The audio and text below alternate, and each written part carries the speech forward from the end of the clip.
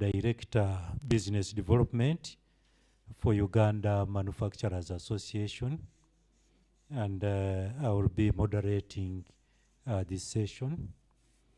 In the room, we have our chairman, Chairman Board, Uganda Manufacturers Association, Mr. Deo Kayemba. We also have the Executive Director, Uganda Manufacturers Association, Mr. Daniel Birungi. We also have a team of UMA staff here with us. Ivan Sanya is there and is helping us on the IT issues. And also, this conference is being live streamed.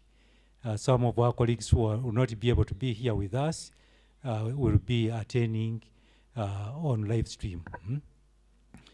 We also have Lydia just outside there. She has been coordinating this conference. From United Nations, so far I've known the Chief Global Procurement Support. The name is a bit lengthy, but he excused me in advance that when I mispronounce it, it's not offensive to him. He's called Mr. Balakrishna. Is the Chief Global Procurement Support Services. You are most welcome, sir. And we have quite a good number of staff that have come with him. We shall get to know them as we go along. In interest of time, I would like to call upon the chairman of Uganda Manufacturers Association to make his remarks. And he also really apologized, but the importance of this conference, he had to make sure that he accorded some bit of time to come and make his opening remarks. Otherwise, he's having another engagement somewhere. Chairman, you are most welcome, and we really appreciate for according some time. Thank you.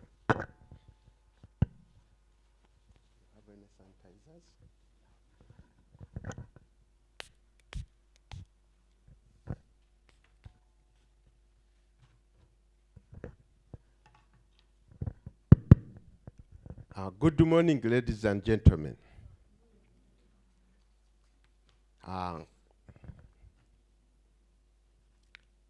You are most welcome to this first engagement with an important global partner in the well-being of humanity.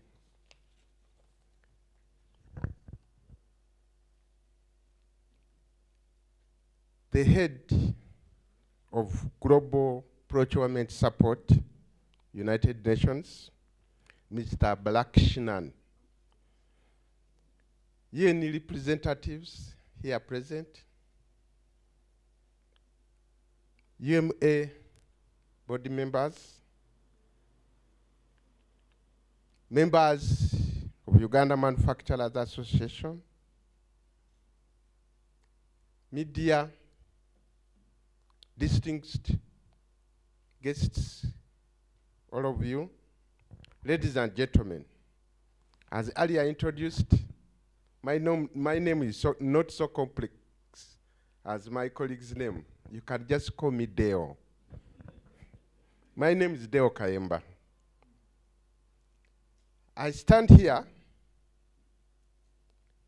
to welcome you to this first seminar in a series of seminars and engagements we are going to have with our colleagues in the United Nations. Dear partners, Uganda Manufacturers Association is the largest business member organization in Uganda. We represent industries at all levels, from the small, big, medium, and the very big, the multinationals. So when you are dealing with EMA, you are dealing with the entire spectrum of manufacturing entities in Uganda. Our mission is to be the best BMO in the East African region, and I think we're almost there.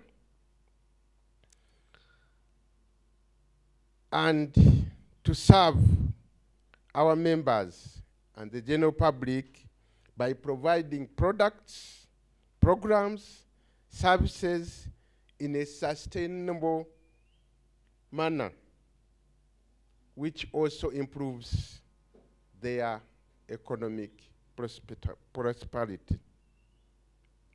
Today's event is themed Local Sourcing for Sustainable Growth. It is geared towards turning our members into global suppliers and informing them on how they can tap into the procurement opportunities offered by United Nations. United Nations is made up, as we shall get to know later,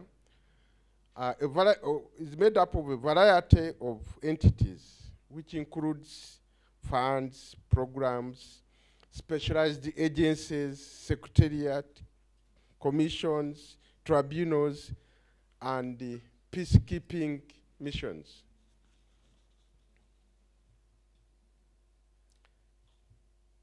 Each of these entities has a distinct and a separate mandate, and can each deal with the public as a unit.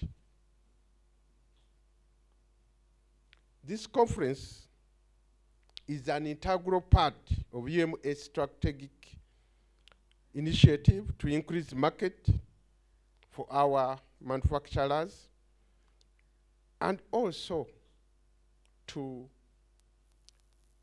help our partners to mitigate the challenges associated with operating in a landlocked country like Uganda. This may include, but not limited to, delays at the port, expiries. They may not be able to get fresh inputs. For example, in the food industry, most people desire to have fresh produce. So if they are going to import beans, it will come here. Probably the best way it can come here is when it is canned. But if you have a local supplier, you can get even the one that is still green. So this is what we are working on as your local partners. At the end of this session, our members expect that they will be conversant with your processes of procurement. They will be conversant with your requirements to supply, including standards. And they should be able to register as vendors with you. As I conclude, I thank you, our partners, for taking off time to come and be with us this morning. And I thank the United Nations and its agencies for honoring our invite. Dear partners, we give you our assurance that if it is made in Uganda, it is the best in the region. Thank you very much. Have a good morning.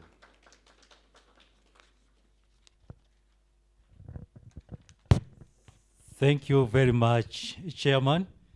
I think another round of applause for him. I think you've heard his concluding remark, that once made in Uganda is the best. And that's why we are saying, boo-boo, buy Uganda, build Uganda. And when we have such a seminar, and from UN, we are assured we shall have the market. And that's why we are saying the theme should be local sourcing for sustainable business growth. We want our businesses to grow, and we are having something good that we can offer. So please, at the back of your minds, have that one. Thank you. Before I call on the UN representative, I will adjust the program just slightly. I would also like to invite the Executive Director, Uganda Manufacturers Association, to make his remarks, talk about UMA and a few of its services, because it's really a very big range. He can't exhaust everything within this short time, but he will try to say something in those lines. Edie, you're most welcome.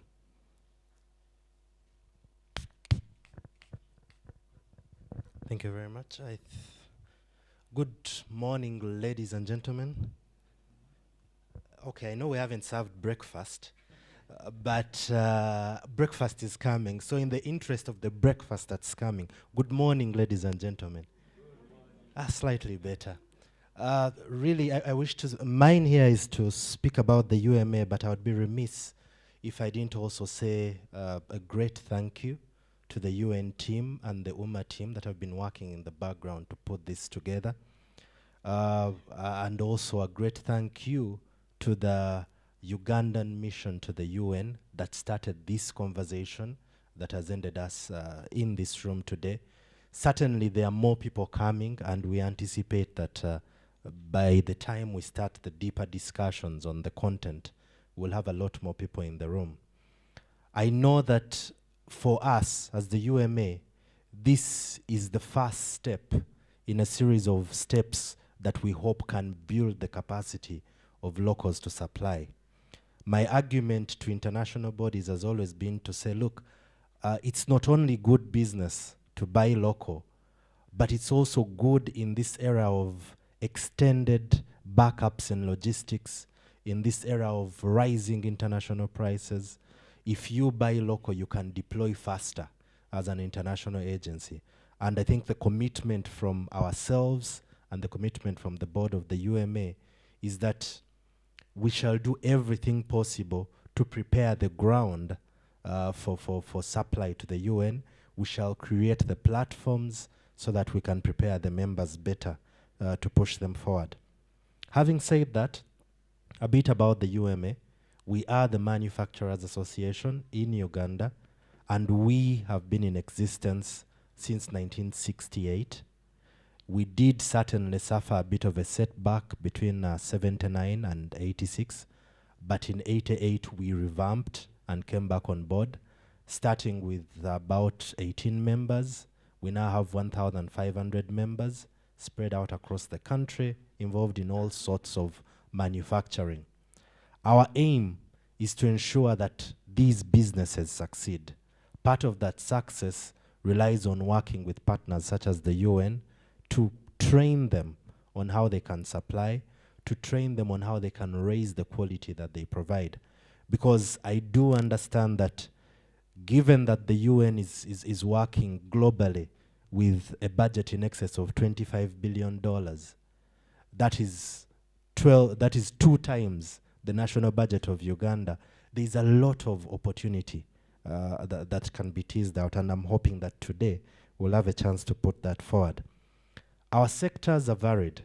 A lot of our members are involved in agro-processing of some form or other, but We also have members who are involved in chemical conversion.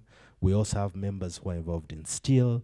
And so we run quite a wide variety of memberships, which speaks directly to the varying demands of entities such as the United Nations, especially in a region where you have the DRC and the Peacekeeping Mission there, you have Somalia, you have South Sudan.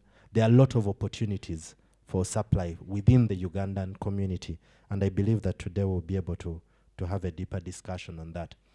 Beyond that, we also hold events such as this, where we showcase opportunities for members, where we provide a platform for partners to speak about this. But we also go a step further, and I think as we go along, part of the discussion should be in the areas where capacity is still lacking, because we have to be frank, there are areas where perhaps we're not yet at the level of global competitiveness in terms of supply. The question is there a willingness on the part of the UN procurement system to work together with us to grow this capacity, so that slowly we can keep tracking our progress by how much is sourced locally compared to how much is sourced globally. I think for me that would be the win. That a year from now we look back and say, look, we started at 10%, now we've moved to 12. That 2% is a huge, huge move as far as I'm concerned. So I hope those are some of the conversations we can have. Relatedly, we do a lot of policy advocacy. So in the areas where perhaps there are legal frameworks that are standing in the way of local procurement, we are your go-to people to speak to government on how to address these, because they could be some of those. And we are happy to talk to government to see how these supplies can be stimulated. Lastly, and I've kept this as brief as possible, of course, we will share a brochure with all our services. Our members know them. This is for the interest of the UN team that's here. Lastly, we do hold the International Trade Fair, and my team would crucify me if I didn't speak about it, so I will. This year, 3rd to 10th of October, we shall be coming back with our Uganda International Trade Fair at the Uma Showgrounds in Lugogo, and you're all welcome. There's a lot to see, there's a lot to learn after 2 years of COVID. There's a lot to see about resilience, there's a lot to see about companies bouncing back. So that, in a nutshell, is the UMA and what we do. But we shall definitely be interacting a bit more. Today is not a day for speeches from the UMA. Today is a day for learning. I know that we have an online audience that is waiting to also listen in, but I know that the team in here is also waiting to listen. So we shall be taking copious notes. We shall be ensuring that whatever is said here is passed on, and we hope we can continue having these conversations, because we believe that transformation begins with procurement. And if we can push procurement to be local, we'll have moved a step further. Thank you very much, and I wish you fruitful deliberations. Thank you very much, Edie. Yeah, that's the Uganda Manufacturers Association, for those who didn't know much about it. But like he has said, we can continue with the conversation and the interaction such that you get to know UMA much, much deeper. Thank you very much, Edie. At this juncture now, I would like to invite our keynote address person from UN, is the UN senior representative, and I didn't get the name, but is Patrick. Patrick, you are most welcome. You can come and make the keynote address.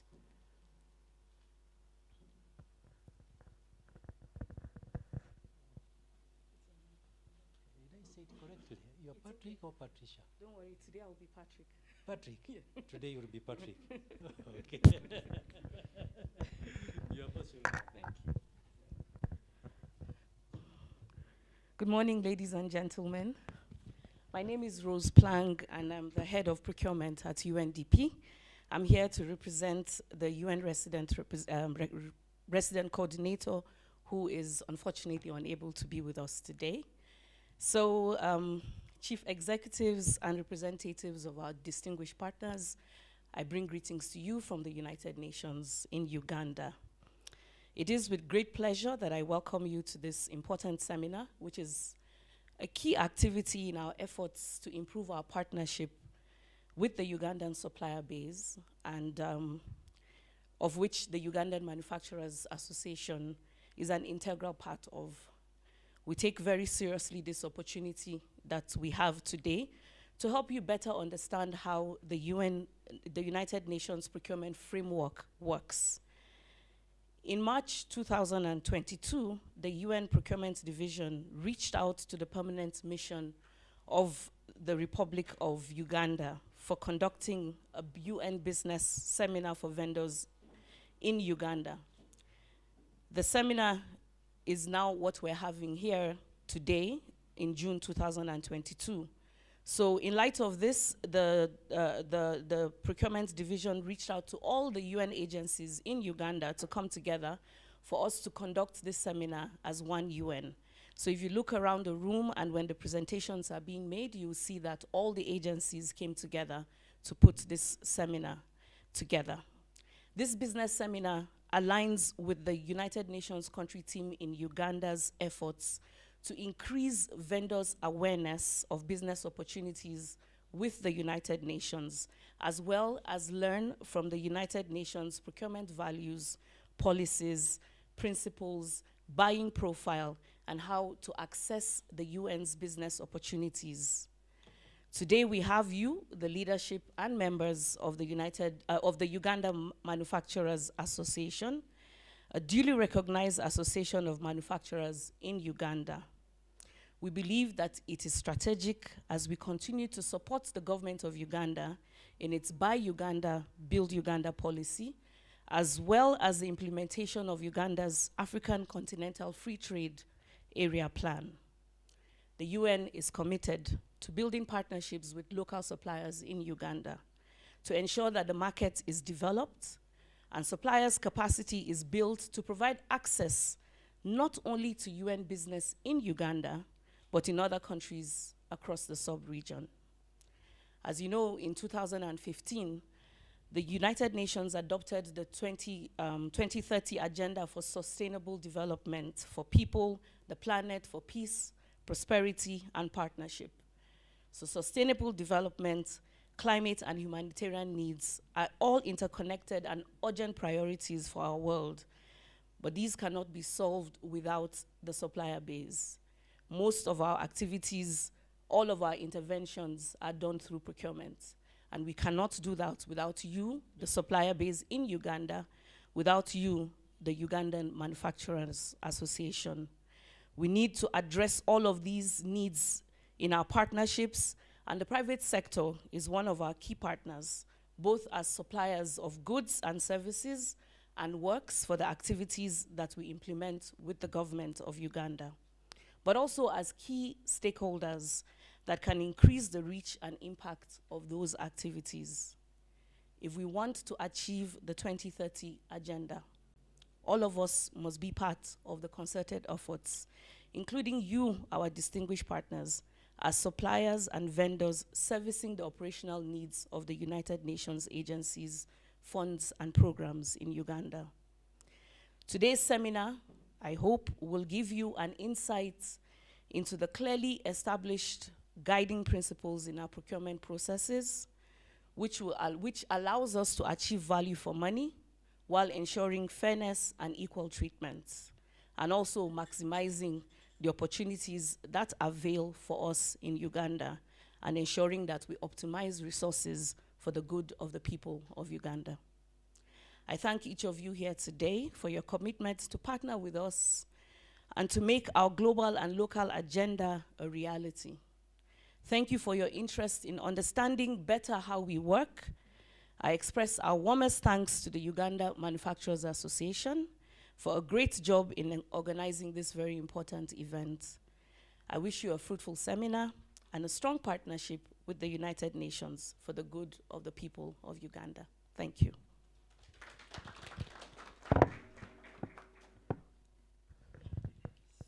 Thank you very much. We give another round of applause.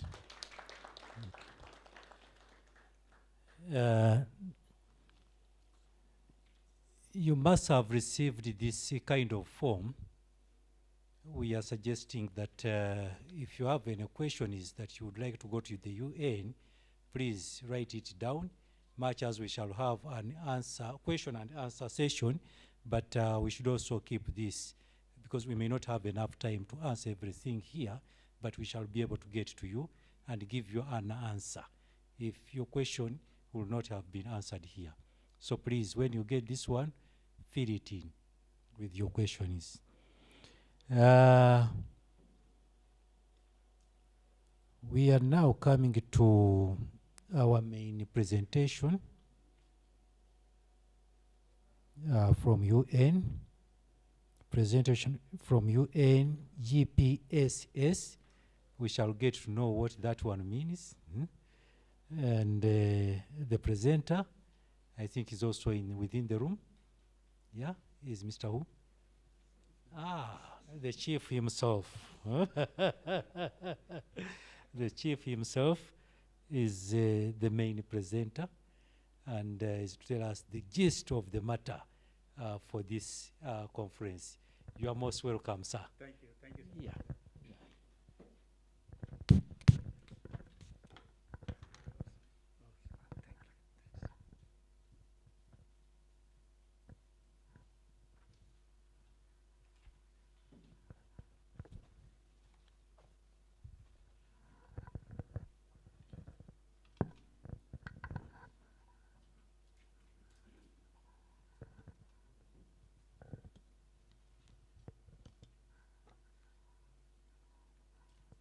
Good morning. Good morning to all of you. I hope you can hear. You can hear me, right? Oh, okay. Very good. Thank you. On behalf of the United Nations Secretariat Procurement Division, I welcome all of you to this business seminar. First of all, I would like to thank the distinguished chairman of the Ugandan Manufacturers Association, Mr. Dio Kayamba. Thank you so much for leading this particular business seminar. I really appreciate it, and also the members of the Uganda Manufacturers Association for organizing this particular program. Actually, this is a great opportunity for the United Nations to be present here. My name is Balakrishna Namadalinyam. I am working as the Chief of Global Procurement Support Section. This is a little bit big terminology. We call also GPSS. It's a part of a procurement division, United Nations Secretariat Procurement Division in New York. So we are based in Entebbe, in the Entebbe support base in Entebbe itself, Entebbe Airport. It gives me a great pleasure to participate in this business seminar. Again, we profoundly thank the organizers of the Uganda Manufacturers Association for inviting the United Nations to conduct business seminar and to host a presentation on doing business with the United Nations. This presentation provides vendors with the useful information on how to do business with the United Nations. The presentation covers the following areas: information on the United Nations system organizations, information on the market main procurement rules and regulations, information on some specific categories of goods and services purchased by the United Nations, annual statistical information of United Nations procurement, information about vendor registration, and a link to United Nations Global Marketplace Help Center.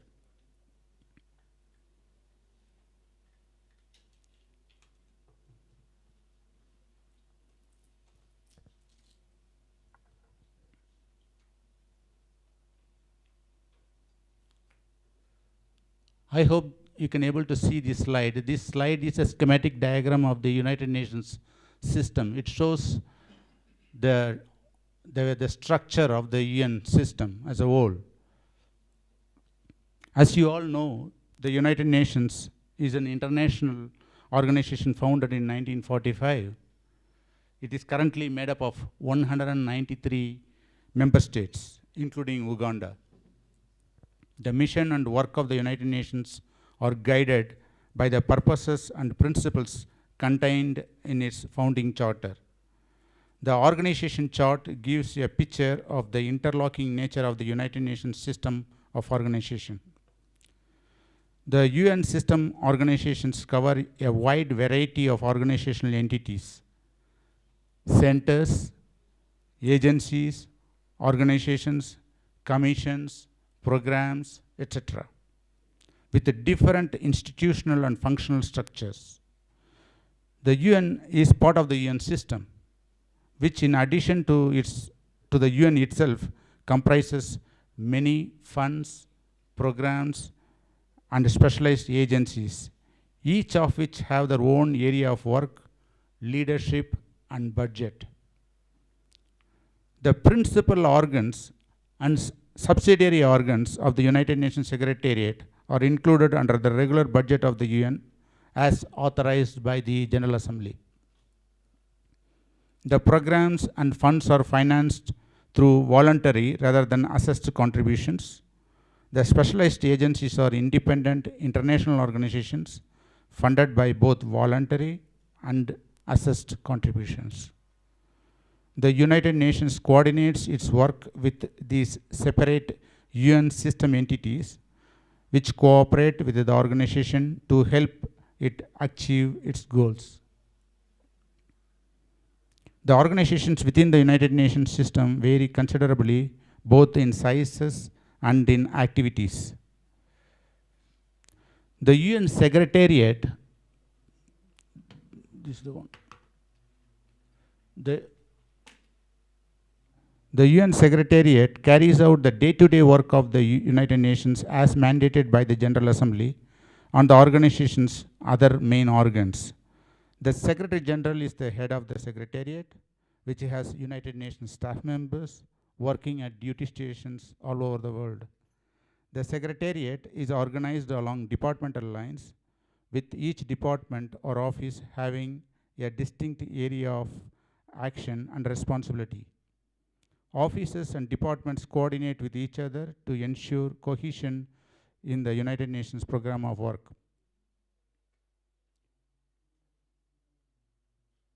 So I am representing the UN Secretariat. I work for the Department of Operational Support, and the Procurement Division falls under the Department of Operational Support.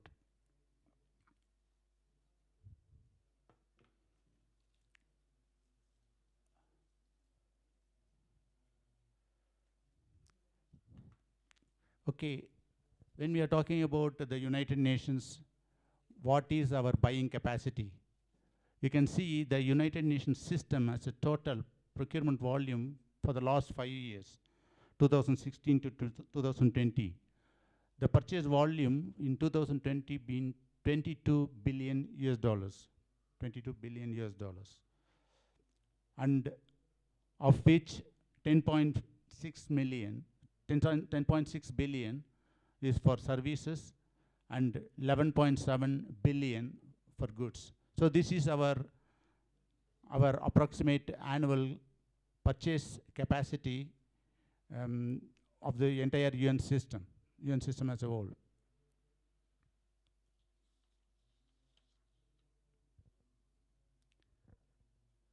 This statistics is 2020-2021 data hasn't been published yet. This was the highest procurement volume recorded to date, with an increase of 2.4 billion. That is approximately 12.3% compared to the previous year. The increase was driven mainly by two categories linked to the United Nations system response to the COVID-19 pandemic. That is, medical equipment and laboratory and testing equipment were procured tremendously. Procurement of goods and services by the United Nations system falls into a range of categories, and although the volume of spend within categories changes from year to year following evolving demands, the key sectors of procurement remain largely the same.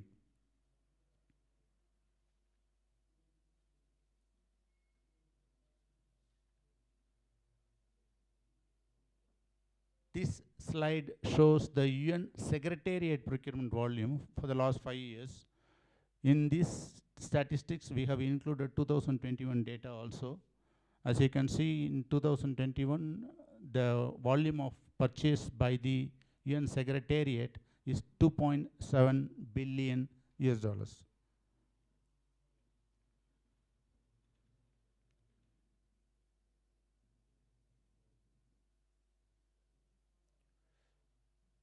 So what are we buying actually with, from UN Secretariat? We have listed some of the major goods and services that we have sourced in the last 5 years. As you can see, the top one is ICT, Information Communication and Technology, followed by the air transport. Third is building and construction, food and catering, and lastly fuels actually. Of course, we have quite a lot of goods and services that we have been procuring. For the purpose of this particular presentation, we have listed those items that we purchased the most.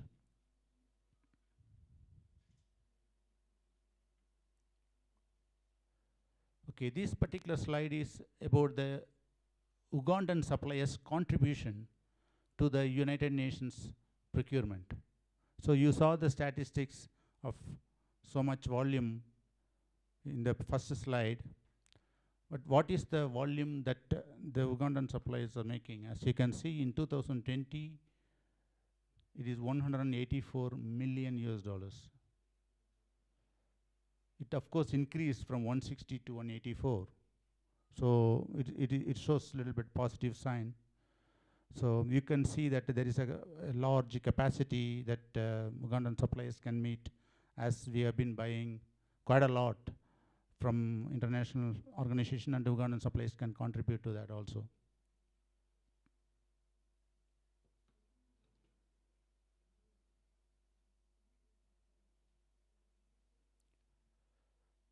This particular slide shows the United Nations procurement in Uganda by major commodity.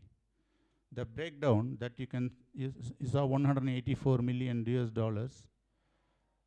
It comes from food and beverage products, transportation, storage and mail services, building and maintenance services, management and admin services, plant and animal materials, engineering and apparels and stuff like that. And the top organization, as you can see, is World Food Program, UNHCR, UNPD, that is the UN Secretariat, is 24.7 million US dollars. Then UNICEF, FAO, UNDP, you can see all the organizations listed here.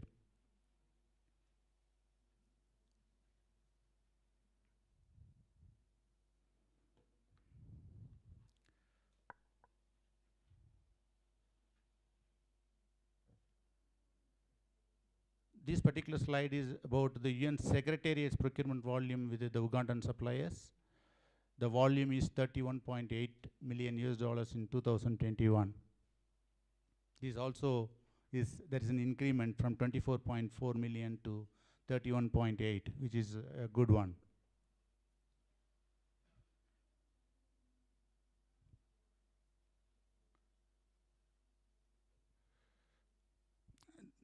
This particular slide is about the areas of operation. Much of the United Nations Secretariat is located in New York City in the United States of America. The UN has 3 major offices outside of its headquarters in Geneva, Nairobi, and in Vienna. The UN has 5 regional economic commissions in Bangkok, Beirut, Addis Ababa, Geneva, and Santiago. There are currently 12 peacekeeping missions led by the Department of Peace Operations. They are in Western Sahara, Central African Republic, Mali, Democratic Republic of Congo, Golan, Cyprus, Lebanon, Abyei, Kosovo, South Sudan, India and Pakistan, and Middle East. There are 25 special political missions.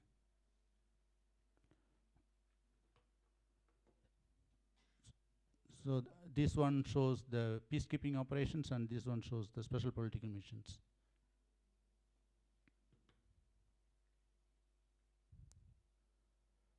This is the organization structure of the procurement division, the UN Secretariat Procurement Division. As you can see, the section, the division is operated based on the category management. Category management, that means like the entire communication technology team handles all related to this particular category, and they provide guidance and advice not only to the headquarters but also to the field offices outside of New York. And this is our office, Global Procurement Support Section, and we have 3 different units: sourcing support and freight forwarding unit, regional procurement unit, and vendor outreach unit.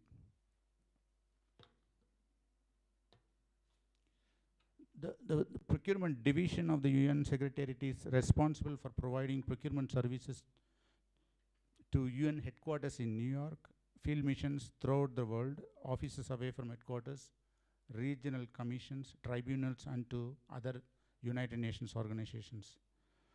While United Nations specialized agencies, funds and programs such as UNDP, UNICEF, WHO are responsible for their own procurement activities and procedures, there are joint procurement exercises being conducted to increase efficiency throughout the United Nations system.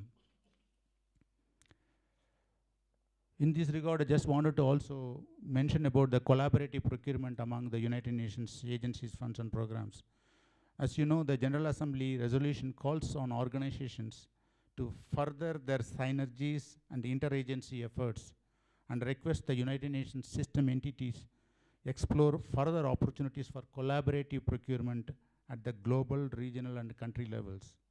The resolution is further reinforced by the mutual recognition of which many United Nations organizations are signatories and supported through the work of the High-Level Committee on Management Procurement Network.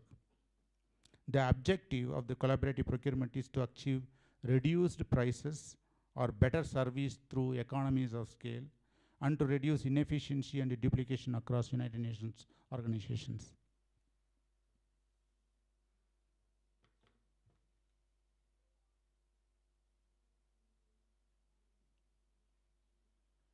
This slide is to give a short brief about the Global Procurement Support Section, which is a section of the procurement division sitting in Entebbe. We provide mainstreaming of category management in supply chain. We provide global procurement support for commodities and services. We provide vendor outreach in the region with a view to increase procurement from the developing countries and the economies in transition countries. We assist vendors to register in the United Nations Global Marketplace. We provide procurement support for regional deployment stock in Entebbe. We also emerging as a center of excellence on freight forwarding and third-party logistics contracting.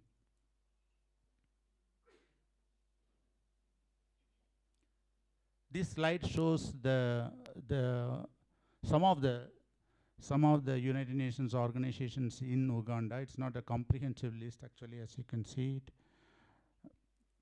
They are also collectively known as UN Country Team in Uganda. Joint programming among the United Nations country explores how the UN system can respond to priorities as one United Nations. Through joint programming, United Nations country teams are looking at the UN system-wide more inclusively, drawing on the mandate, experience, and expertise of all UN agencies to address the priorities. The One UN program allows space for cross-cutting teams, increased possibility for upstream work required, and increased consideration of the experience and expertise of all UN agencies, to name a few.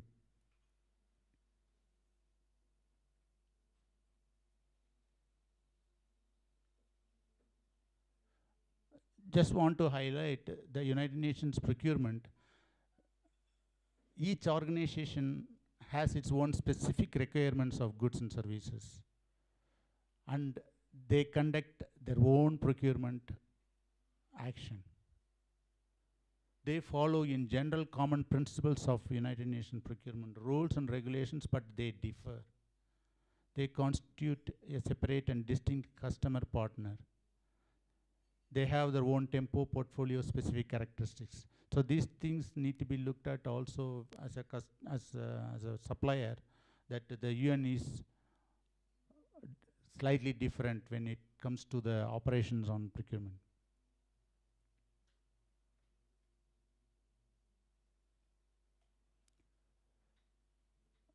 I have this one, two slides. One is on these goods and another one on services, just to show you the type of goods and services that we, the United Nations country team, procure regularly. But this is not a comprehensive list of all the goods and services, but this is only a few items. But the comprehensive list, of course, you can get it from the details that we will provide at the later part of the presentation. This is services and works.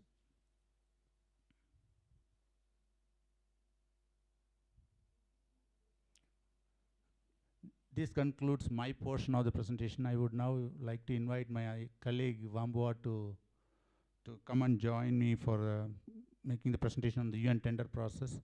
Before I close, actually I just wanted to thank my colleagues, vendor outreach colleagues of GPSs. Violet, show your hands. Violet, Hawa, and Punita for your excellent coordination and contribution in making this seminar happen. Thank you so much for all the help. Over to you, Wambua, please.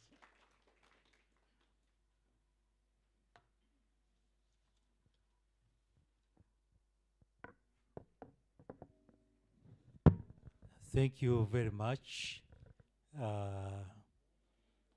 for that UNGPSS introduction. I think I should call it an introduction. And as we prepare for our break and having a cup of coffee and tea, I think at this moment we may need some few questions, and hopefully the chief will be answering your questions right away. Yeah? Okay. Oh, is he having another part of that? Okay. He's coming, he's continuing this part. Okay, after he has also presented, then we shall have the question. Question is, please just keep on jotting down. Yeah, thank you.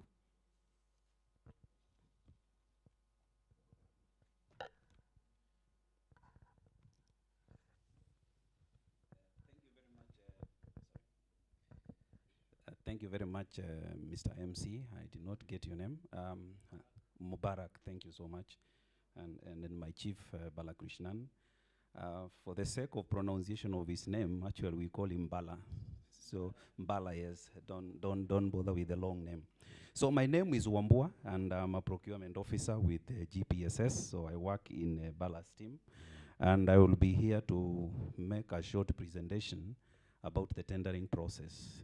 So my chief has taken you through like the introduction and the statistics. Now I'm at that level where maybe I need to enlighten you a bit on how do you get engaged, how do you participate in the procurement process of UN.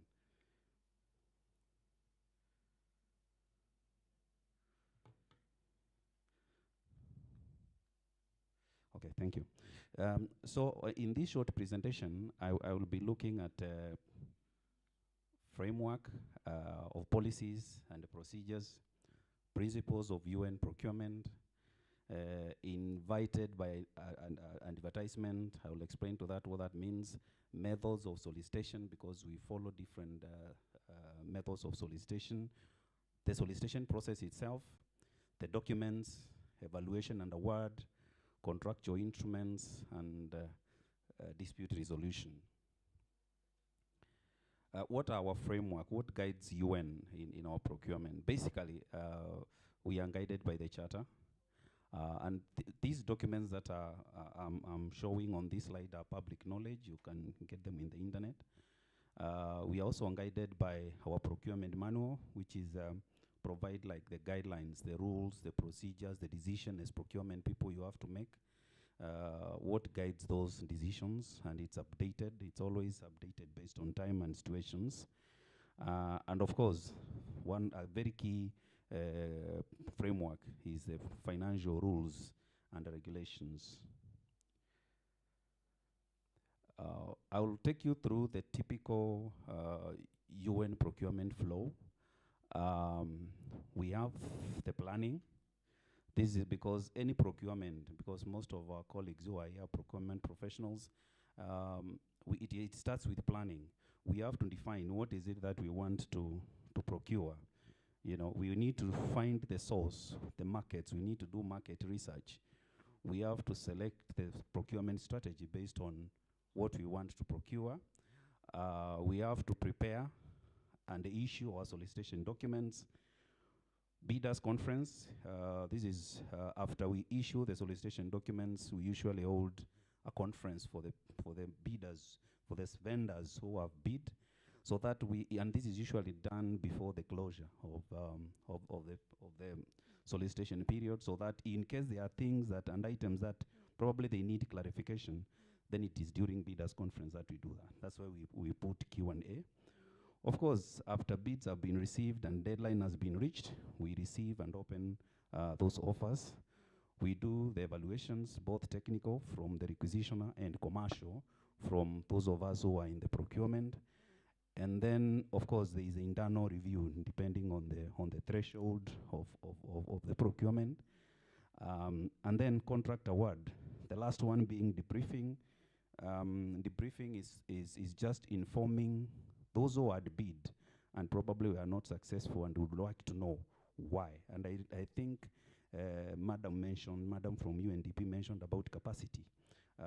And this is one of the areas where suppliers or vendors are able to know why is it that I did not qualify, so that I can do it better time, next time. And that to me is building capacity, because if you don't qualify this time for some things that you can change, then it means next time you will do it better.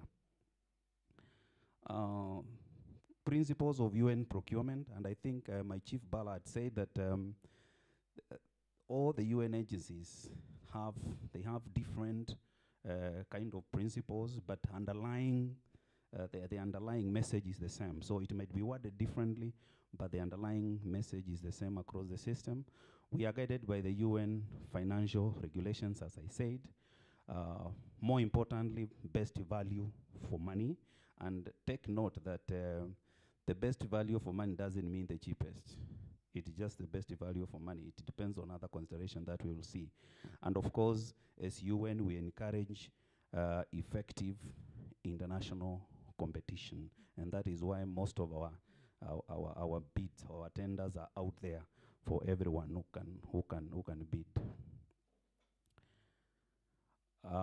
Continuing about this slide that I showed initially was financial regulation number 5.12. Number 5.13 is about tenders for goods and services. It says that shall be invited by an advertisement, except where the SG deems that in the interest of the organization and departure from this regulation is indesirable. And this has to be an approval, a formal approval that has to be sought from his office, so that we can use other forms of or solicitation.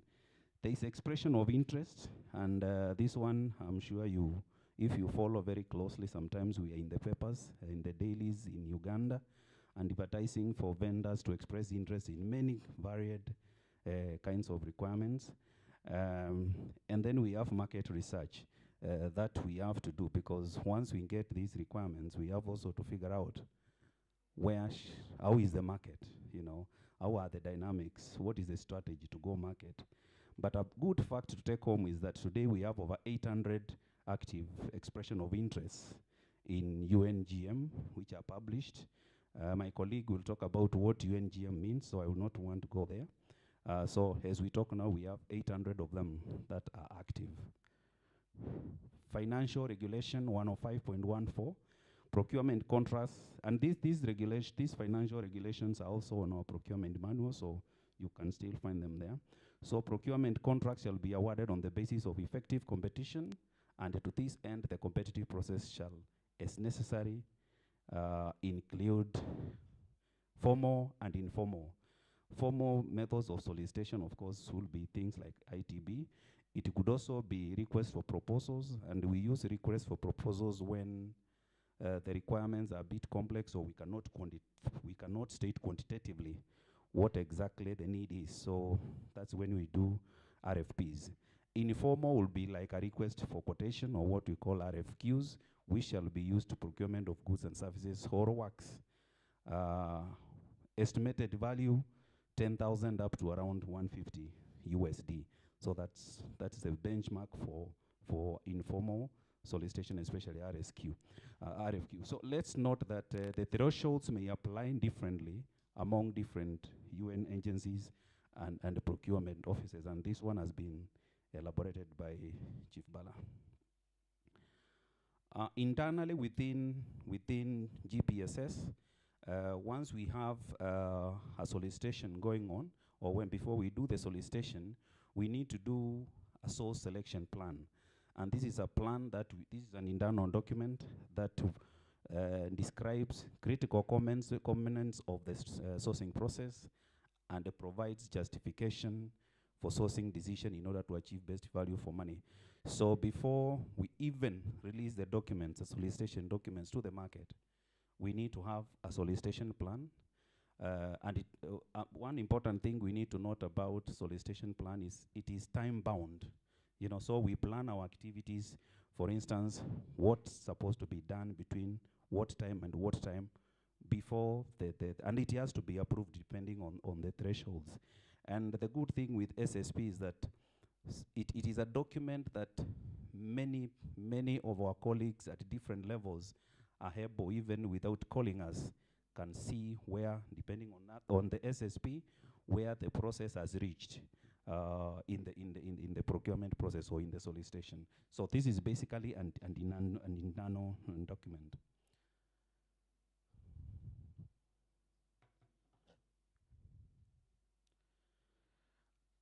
A typical solicitation process, because of course we'll start with the RFI, request for information or expression of interest. We'll issue the solicitation documents, and of course we'll have the bidders conference. And as I said, in the bidders conference is where we answer to questions, to concerns, we seek clarifications that vendors may have. And while some of the solicitation documents, of course, will be the cover letter, which shows the general instructions, the closing, the timeline of the solicitation. We also have scope of works or statement of requirements. So every procurement, of course, we need to, the requisition has some need that we need to fulfill. And those needs have to be in a document, so that even as a bidder, you are bidding for something that you are very clear you are able to provide. We have an acknowledgement letter, evaluation criteria and special instructions for United General terms and the conditions. So this acknowledgement letter is a letter that is attached to the solicitation documents, where you confirm as a vendor that you agree to them. We have bid form, we have a draft form of contract, we also have performance bond. And bidders' actions, what is it that it requires from the bidders is to return acknowledgement letter to indicate participation and the reasons why not. Sometimes the bidder might not have the capacity at that time to participate in that bid. It is important to state in this acknowledgement letter that I'm not able to provide or to participate in this process because of reason 1, 2, 3. The closing date and for clarifications. Of course, these solicitations have a closing date, and it is important during even these conferences that we do have, the bidders conference, we do explain and insist that please have your bid submitted by that time, because it's never extended unless in very exceptional circumstances. So we have to bid to make sure that we get your bid by that time. Make sure to follow all the instruction and respond to all questions in the requested formats. And a good thing is there is also a submission that we look at, and during the bid, in the bid document, it's also very clearly stated how you will be submit, and that is what we are talking about in this solicitation process, especially for RFPs. And we are saying for RFPs, proposal must be submitted in 2 separate sealed envelope. One is for technical, the other one is for financial. Remember, we are saying of 2 separate envelopes. Should never submit them together. No financial proposal, quotes, or any other related financial information should appear in the technical proposal. Bidders' administrative errors will cause rejection of the proposal. Make sure to submit the response on time. And I think we have highlighted the on time, because sometimes that is where we do miss out. You know, the bid, the proposal, the solicitation time is already over, and the bid has not even submitted, and then they start calling. Once we reach the end of time, then it is. So we are saying technical proposal on its own, financial proposal on its own. But in the advent of COVID, we've also started accepting electronic submissions, but still they have to come separate. You know, it has to come technical separate and financial separate. How do we do our bid evaluation? After we do the bid opening, we do the evaluations, both technical and commercial. Then we have our internal approvals. And the internal approvals, they are dependent on the amount of the procurement. Sometimes it can be approved by Bala in Ndebe.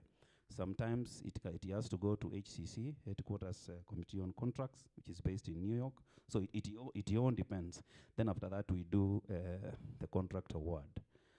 Public bid opening. Tenders evaluation is completed by evaluation committee based on the predetermined criteria found in the source selection plan, as I said. For ITBs, for instance, after the completion of the technical evaluation, award is recommended to the lowest technically acceptable bid. But for RFP, after the completion of the technical evaluation, we do financial evaluation will only be carried out to those vendors that are technically compliant. So sometimes once the vendors submit these proposals, and from the technical perspective, and this technical means the people who are the requisitioners, because they know their need pretty well. Once they say vendor A has not technically complied with the requirements, then as procurement, because commercial evaluation is or financial evaluation is our work of procurement, then we don't evaluate that. So the award. Contracts award exceeding 1 million USD has to be reviewed by HCC. And this also, there is an internal process that we might not go through, but HCC is a committee that is based in New York.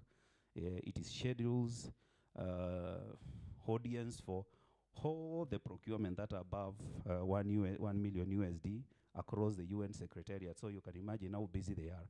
So we tend to get a slot in one of their schedules, and that is where we do present our procurements for those exceeding 1 million.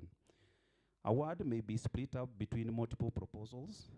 This happens, and one of the reasons is that sometimes we tend to spread the risk, so that if it's a very sensitive and a very strategic kind of a procurement, then we don't, as UN, and as you see in some of the interest guiding principles of UN, is interest of the UN. So we tend to split. After updating approval, the successful bidder will be notified. Then contract is contract negotiation is optional, but we do insist that once we give you the notification that you have been awarded the contract, for the sake of continuation of business, we might negotiate, for reduction of here and there. Then we sign the contract. Then we post on United Nations Procurement Division website, and we notify the unsuccessful bidders. And award can be made only to vendors who have completed registration process. And for the registration process, my colleague will be able to to elaborate further.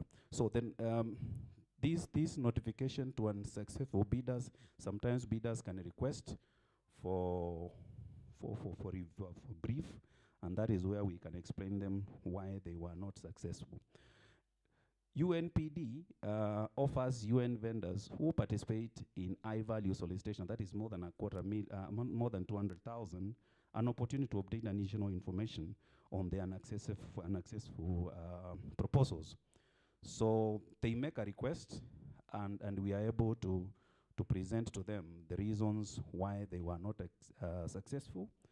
And they use those, as I said, those reasons to improve their processes, to improve their capacity, so that next time, because these contracts are always recurrent, then they can participate with more clarity.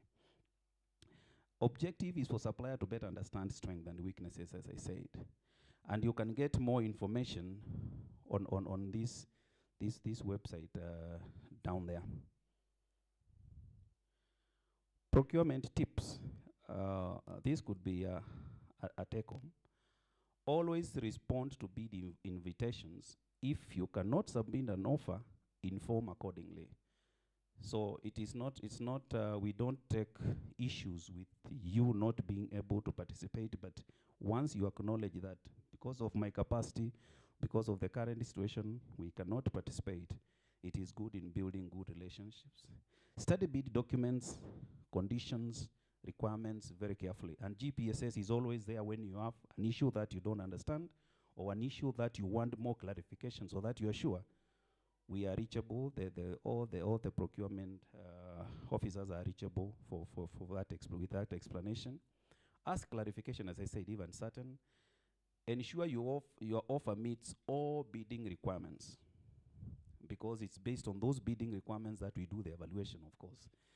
Technical specification, read carefully and meet the minimums requirement. Quality statements, could be international, could be national standards. Make sure that you meet them. Submit your bid catalogs in the requested language, mostly English in this part of the region. Prepare bid in requested format and use submission forms that are already clarified in the solicitation document. And more importantly, also meet deadline, because sometimes we vendors with so much capacity end up missing in the procurement because they did not meet the deadline. Attend bidders conference, public bid openings, wherever necessary. And remember, simple mistakes can result in the rejection of a proposal. And I will give you an example. In the solicitation document, we will indicate where you are supposed to email, in case you are submitting electronically, your bid documents. We have a specific email address for that submission. Now, if for instance, you send your documents to a different email address, that then is a fertile ground for disqualification. And we do this with utmost good faith, because it's something that we explain even during the bidders conference, that this is the email address that you are supposed to send your documents. A supplier might be, because we have been communicating with the vendor, with the procurement officers for a while, so you just send the document to that email, and then you can copy the procurement officer. Not in bad faith, but that is a fertile ground for disqualification. And I think all the effort that you put into preparation of the documents, all the efforts you put in this process should not just go to naught just because of an email address. So please take note that you have to send the specific email address that will be shown in the procurement documents. We also have other considerations for award, and one would be best and final offers, what we call buffers. And of course, they are explained in a section on the Procurement Manual. There are also exceptions to formal methods of solicitation, which are also explained in the manual. But commenting on especially on exception to formal methods of solicitation, sometimes you might find that because of the market environment that we are in, and because of the nature of the procurement, we might not, even if we go out in the market to source for supplier or vendor or for service provider, we might not get unless we negotiate. Maybe there are very few that meet the UN standards, and that is why with the approvals, the right approvals from UN, then we are able to be exempted from formal methods of solicitation. We also have multi-stage RFPs, and this one also, all these are in the Procurement Manual. We also have multiple vendor LTAs with secondary bidding, etc., etc., etc. So if you have in your own time, you can go check on our Procurement Manual. It is on the website, and you'll find most of all this, and it will inform much of your decisions and how you will handle solicitation moving forward. On this slide, we are talking about automation of tendering. So we are in the process of instituting an e-tendering platform, and for you to be part of this, definitely you need to get accustomed to this process. The system is called Ariba, and Ariba solely utilizes the supplier conduct information. Because all the information, once you register with UNGM, and my colleague will take you through the registration process, those conducts is what we use, even to communicate, even when we are going into the system to check who are the vendors that supply A or B or do services A, B, C. So all those conducts must be right in UNGM. Review and update them in case they change, those conducts. And only the contact details you set in UAGM will receive a notification, or to say probably if you are shortlisted for award or for solicitation, it will show. So, but most importantly, this is a system that we are instituting, and as we continue in our interactions, we'll also bring you up to date with how it works and how you can effectively participate in solicitations without doing the physical kind of tendering. These ones, you'll general conditions of contract and the supplier code of conduct. These are standard documents you will find in every solicitation document, be it an RFP. And they are UN. These are conditions that are set, and it sets out the relationship between the vendor or the contractor and the UN and the contractor, and it specifies issues of breach and stuff like that. So it's not a voluminous document, but we always say that take time to read, take time to understand the general terms and the conditions of your contract before you sign.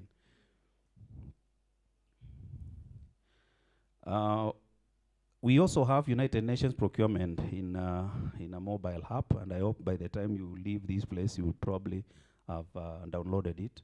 You can get it from App Store or Google Play. And the good thing with this is like having the UN procurement on the go. So every time you are moving, and probably there is an event calendar, like business opportunities, like seminar like this one, like a public tender opening, you just go in there in your app and it updates you. It can also show procurement bulletins. It has a comprehensive search facility and ability to, to easily share information and add events to your calendar. And it has data, which is very important. So this is a mobile app that you can download and have it on your phone, and you can be assessing it as you go.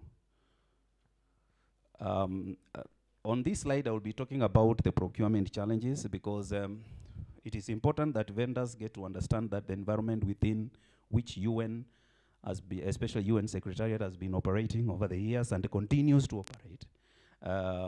We operate in areas with very little or no infrastructure, if you look at this, I'm not sure where this one was being dropped, but it looks like probably Golan Heights or somewhere in Syria or Afghanistan. I'm not so sure, but this is the environment that we operate in. So as you participate, as you partake into doing business with us, you also need to appreciate the challenges that we go through. Sometimes we have very limited resources. There are places we operate where There is no electricity, there is nothing, you know.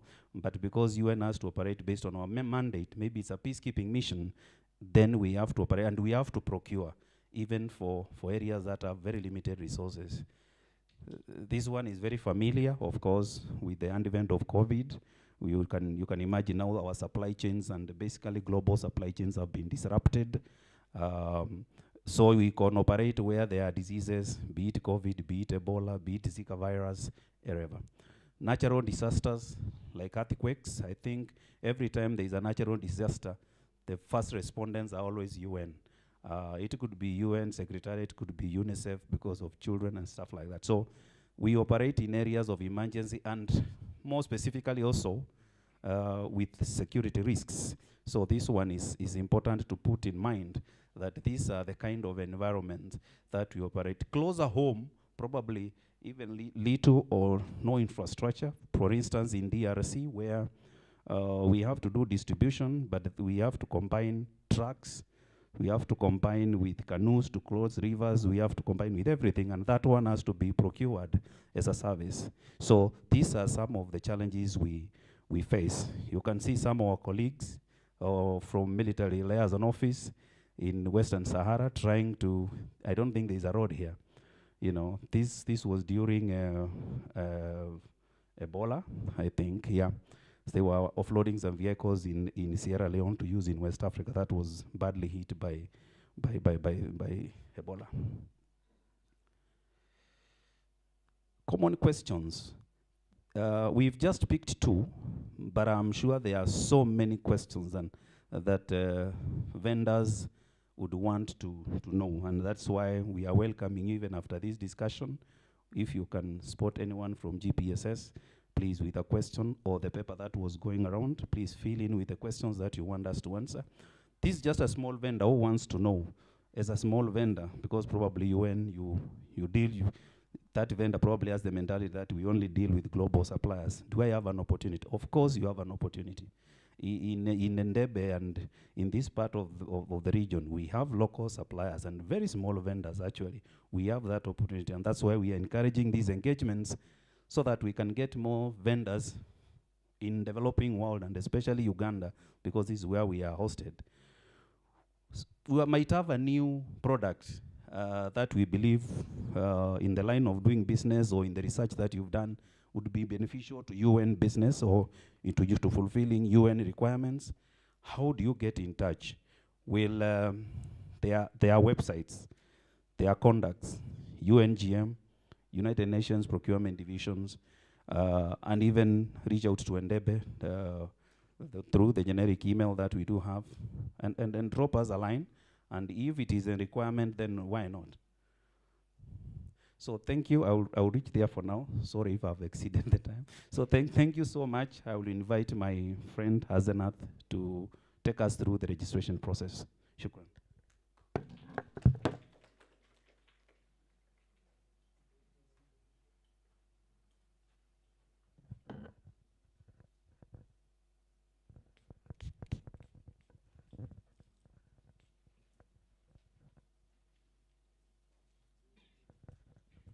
Good morning. Habari zenyu. My name is Atieno Simbiri. Azenath is my first name, but you can call me Simbiri. Yes, Simbiri. I'm happy to be here. I hope you can hear me from the back.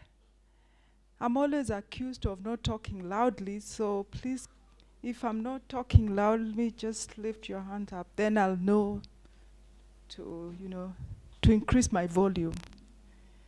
So I'll take you through the registration process.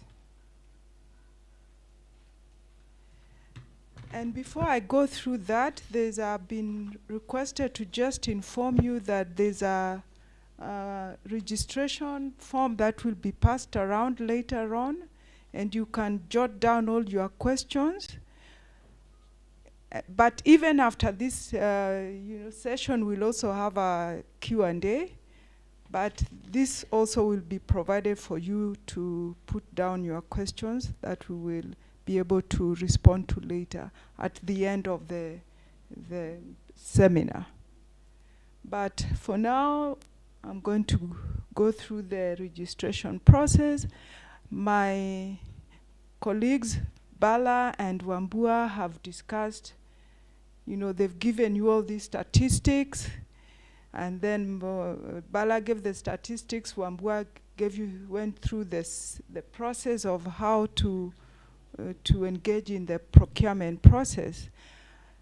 I would like to know how many of you have registered? Registration? Okay. Then I have to go through the whole process, because I can see not even a quarter in the session here have done the registration process. So for you to really get engaged and have access to those statistics that we have seen, you have to be registered.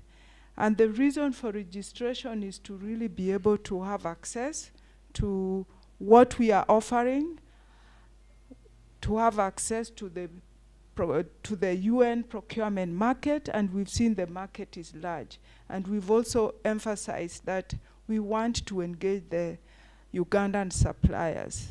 And to be engaged, we've said registration is very important. And like we said, we can't give you an award if you are not registered. In fact, the manual, when you get to read it, says we are even encouraged to only invite those who have done at least basic registration. So UNGM is a UN global market. And you will see that it has a big market. Like the UN entity, there are about 30 different UN entities that are within the UNGM.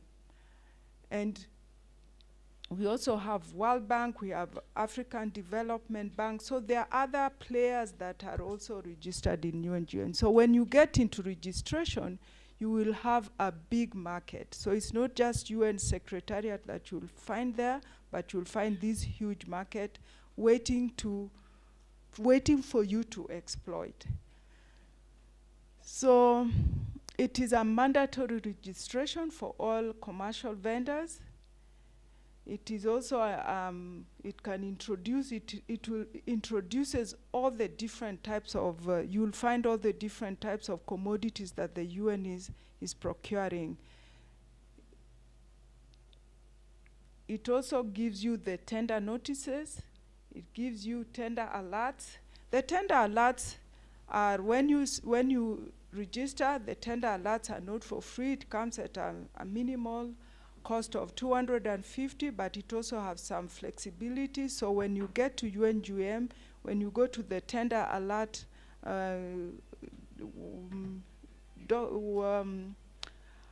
slide, you will see all the descriptions and what you will gain from registering for the tender alert services. And it will give you all on a daily basis, and you'll be notified directly. So it's a very good forum. Other than just the app that we've been told about, the tender alert service is very useful for your purposes. In the registration process, you have to give all your profile. So the GM also gives the different UN codes for different commodities, and it is really critical that, okay, thank you. It is so important that you pick the correct commodities that you are engaged in. What we've noticed sometimes is that suppliers just take all the commodities.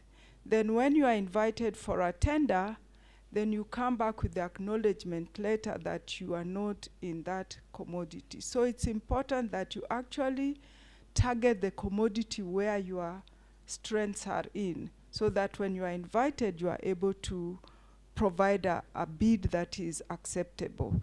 Because when you are in a wrong commodity, then you will not be able to have the capacity or even to give us a successful bid.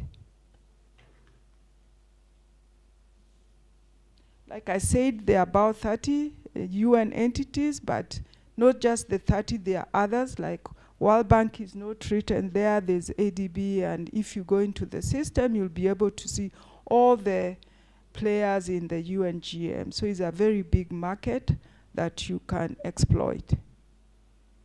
And in exploiting this, you build your capacity. And like Bala said, each entity has slightly different, systems.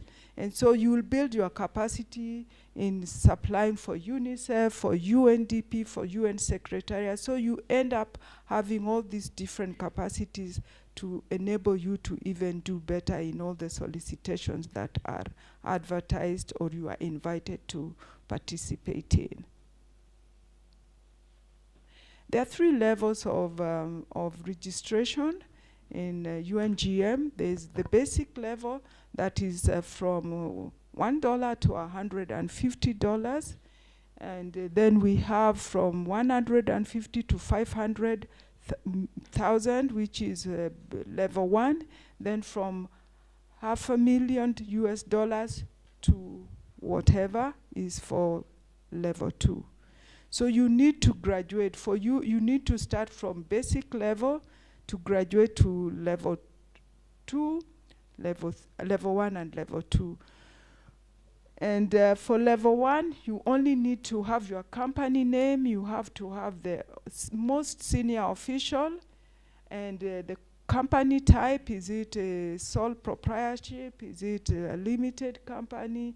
All that information you need to give. Then you need to give the contact information. Like Wambua said, with the Secretariat introducing Ariba, the contact information is very, very critical, because what you put there is what will be, duplicated in Ariba. So it's important that we have the correct contact information. What we've noted sometimes is that people put those contact, then there's a change in the contact, but they don't go back to UNGM to update. So it's very important that you always constantly update information. If somebody has moved out of your organization, it's important to go and update that. Because also in our system of Umoja, that is the Secretariat, is that contact information in UNGM that is replicated. So when we don't have the correct information or contact, then we send bids and the people don't get it. And sometimes we've experienced that.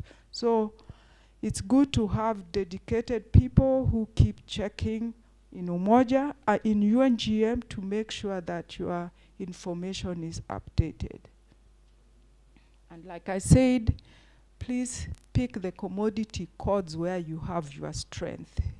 Because sometimes we see people just check. Then you are invited and you are not able to meet the requirement.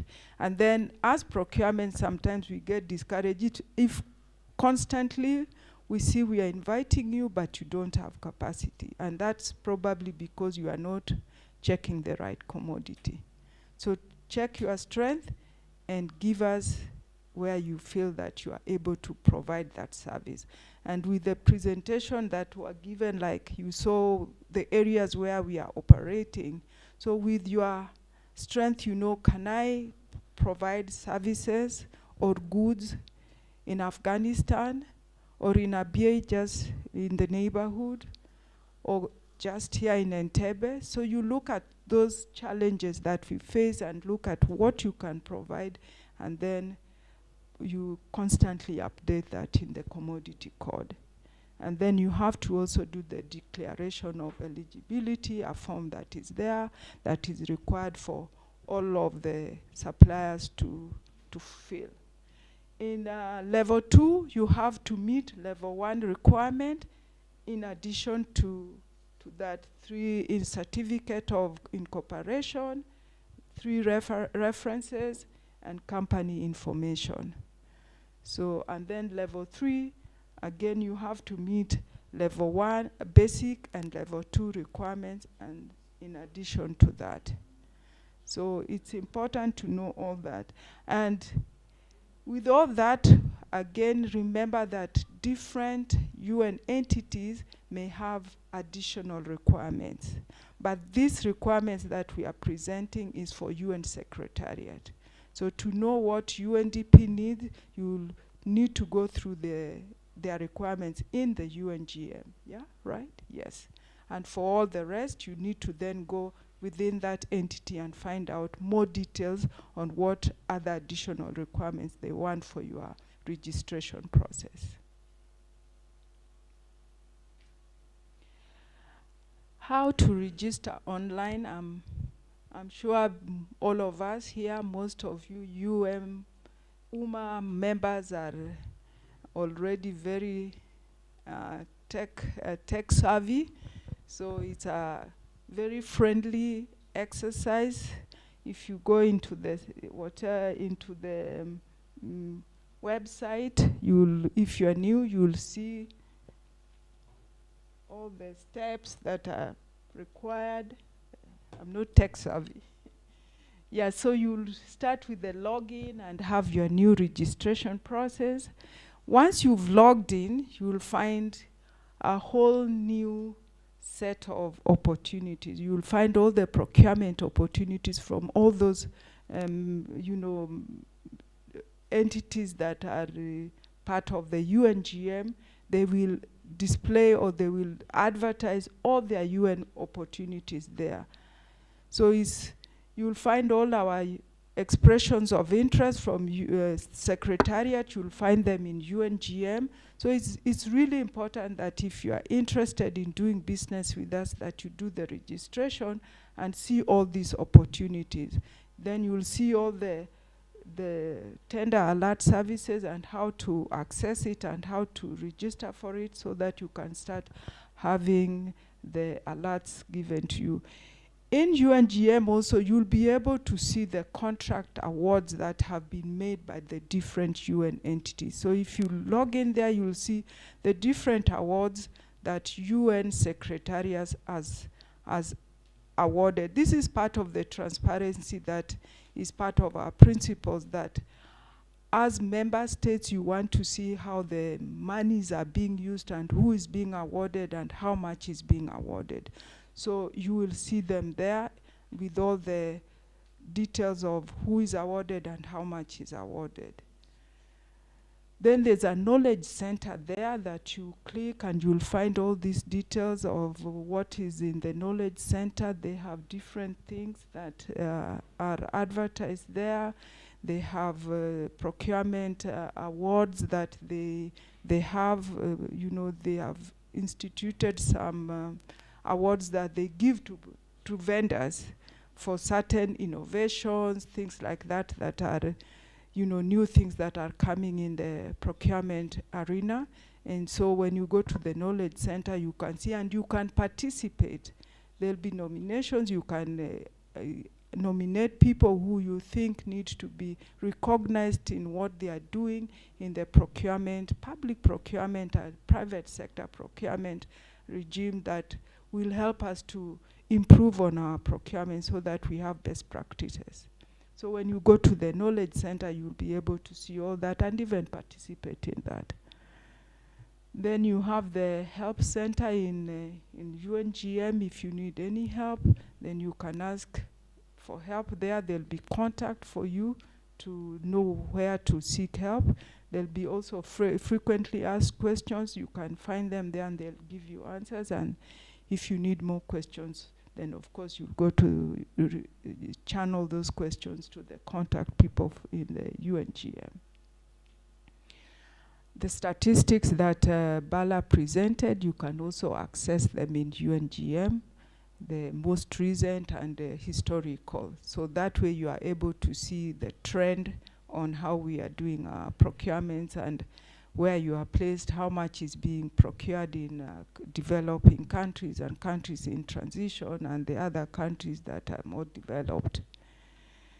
It also has doing business with slides on doing business with the UN, and this is exactly what we are doing here now. We are telling you how to do business with UN secretariats and the other UN entities that are represented in Uganda.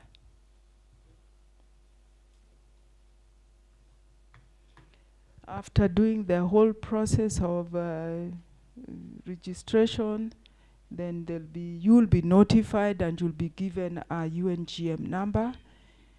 And if you have any problems, our vendor registration unit in GPSS, you can reach out to them to help you if you need to have any assistance in the process of the registration of the account.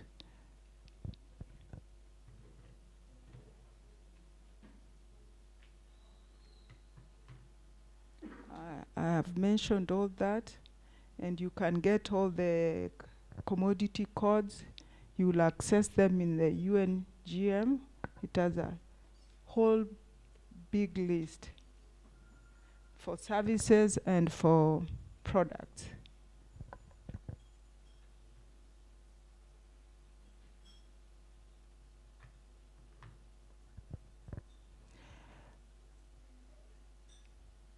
So as I said, all this is based on the UN, the codes. You'll find the form.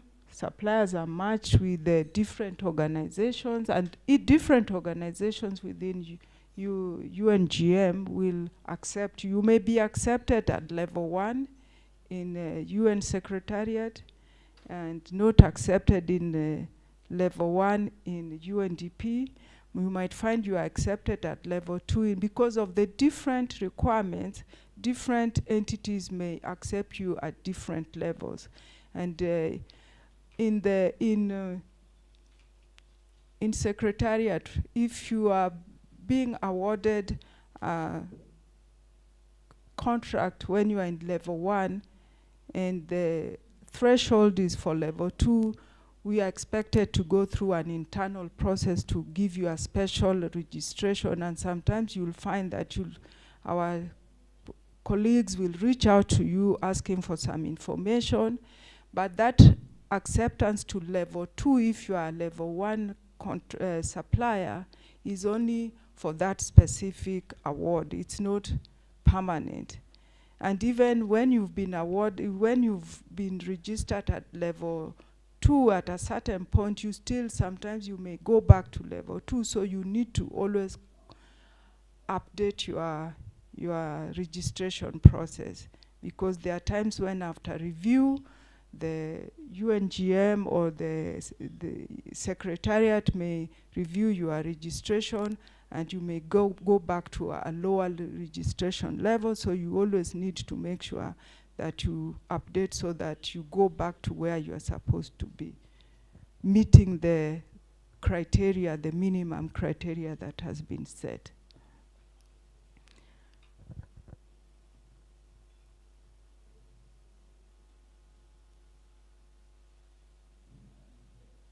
This is still what has, it's the same slide.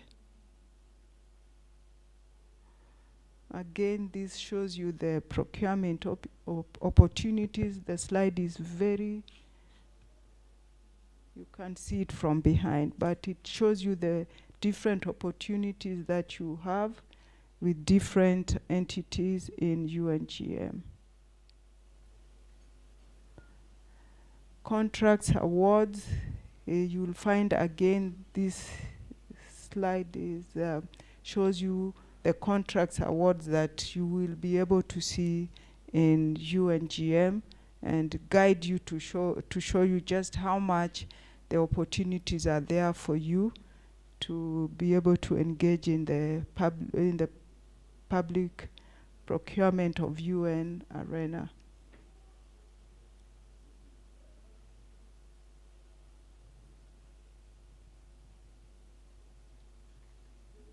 So some of the benefits of tender alert have been stated here. You'll be notified on a, real time, anytime there's but that's after you've subscribed and paid. Then they will alert you on any new EOI that has been posted by all the entities. You'll get that notification, so you are able to show interest if you are interested. So I would encourage you to to consider, once you've registered, to subscribe to the tender alert, because it gives you good opportunities and keeps you updated. So you don't have to log into UNGM, because the tender alert will just send the alert to your email address, and therefore you are able to check quickly and know if you have an interest to that tender.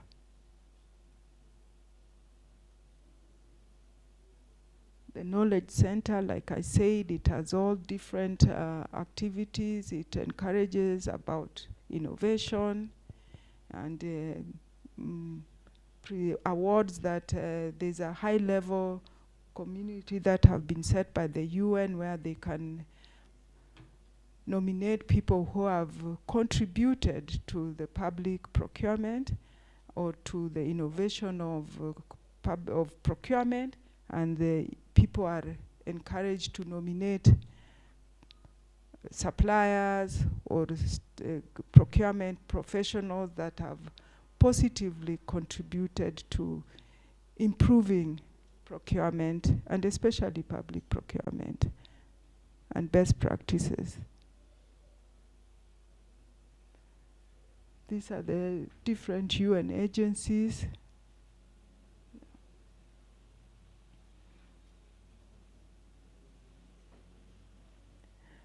There's a link that when you do the registration process, that will take you through step by step. If I missed something, this link will be more interactive and you can play it over and over again. So there's no time limit to take you through the whole process on how to do the registration. You can access it in that website.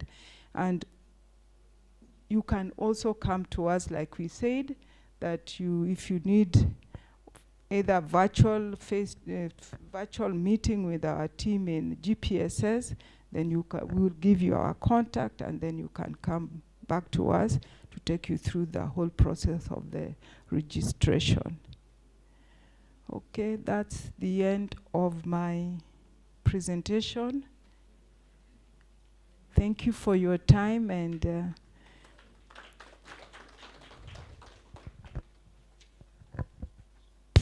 thank you, Simbili. Thank you, Mumbua. And thank you, Bala. I think I'm getting it correctly this time. Yeah. I think let's break for a cup of tea, a cup of coffee. Then after that, I think we shall have the questions, and then we have the agencies also presenting. I think it will be a better arrangement. Please, I invite you for a cup of tea, about 10-15 minutes. Yeah.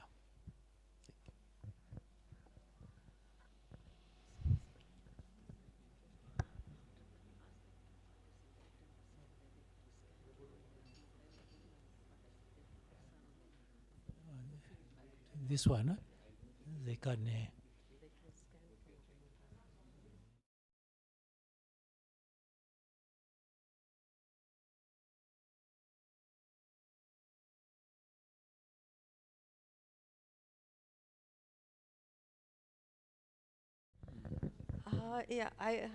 Good morning, everyone. I request you all to scan the QR code and send your feedback.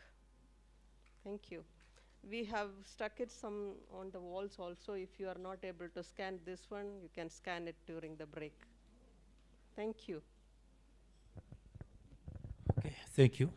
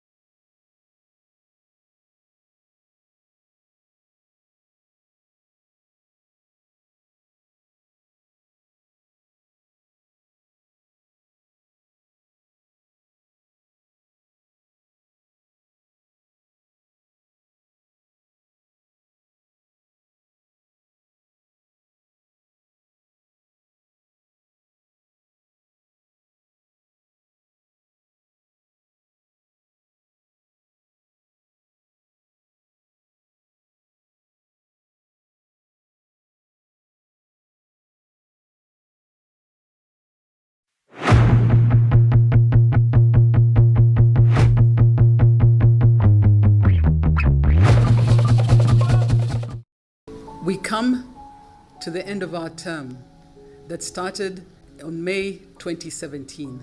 We'd like to thank you for electing us and the trust that you put in us to achieve your goals, your aspirations as a manufacturer in Uganda. When we came into office in May, we had many expectations. We believed that the future of this country is dependent on all of you manufacturers. And I think through the pandemic, it has become more and more evident that if you do not manufacture locally, you will not survive globally. And for that, I would like to thank everybody who stepped up, everybody who scaled up, everybody who not only made sure that your companies grew, but that you also supported this country. As you know, all of you, or most of you, supported the pandemic either in kind with the products that you make or supplying ambulances. And for all of you, would like to thank you. I would like to thank you for your support during the pandemic. Our objective has been to strengthen the engagement between manufacturers and also with other key stakeholders. We've also looked at enabling a platform for business-to-business engagement. So we've invited a lot of our players in the ecosystem, including the financial backers that we have, like the banks. We've been able to have participation from the different ministries in Uganda. But more importantly, we've actually been able to participate in strengthening the East African integration. Our greatest accomplishment was in the advocacy side. We were able to advocate for you, all you manufacturers. We went out and talked to government, we talked to ministers, we put your case forward. We have encouraged the members to set up sector associations, which sector association meet and discuss issues at sector level, and then they bring up to EMA already filtered. This has helped us a lot, hand a lot of a very big agenda that we thought we would not be able to handle. For the last term of this board, we have not seen a single increment in power tariff. There's been a reduction in power costs. Of course, we are looking forward to the 5 US cents per kilowatt hour, which is our moving target that we are moving towards. But I can tell you that recently, government has accepted that women members, especially those that are in industrial parks, to start getting power directly from the transmission company. The participation in the putting together of NDP3, which now gives us the new trajectory for the development of our country for the next 5 years. UMA was a key participant in that endeavor.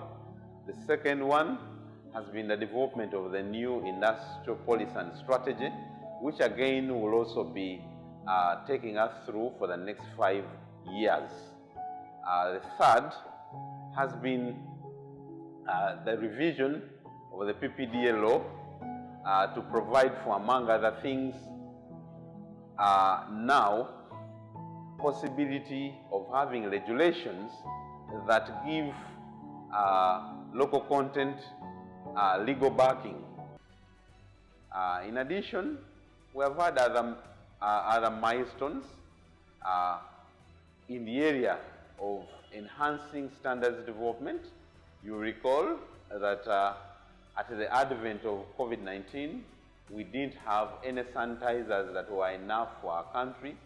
Working with UNBS, we have turned around capacity for production of sanitizers in this country. And I can tell you that Uganda has one of the largest capacities on the African continent in the manufacturing of sanitizers. The last 4 years, we've been able to increase membership by 488 and grow the membership of the association this way. Our target revenue for 2021 was 200 million. We got a long-term tenant for the UMA conference hall, who has brought in a revenue of 168 million already, and that puts us back on track to cover the revenue shortfall, and I think this year we'll definitely beat our revenue target of 200 million. UMA being one of the stakeholders, we'll be affected by the expressway. So what we have done as the Estates Committee is engaged with the planning of the estate of the expressway. We've engaged with our own members to make sure that we show them how they will be affected, those who will have to move. We have redesigned the traffic flow around the new expressway, and we'll be able to share that with all our members once the expressway design is completed. We've held 6 trade fairs over the period of 2017 to 2019.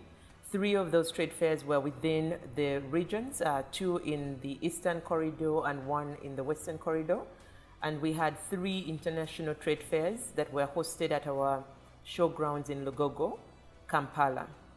We were able to accommodate quite a number of players at these trade fairs.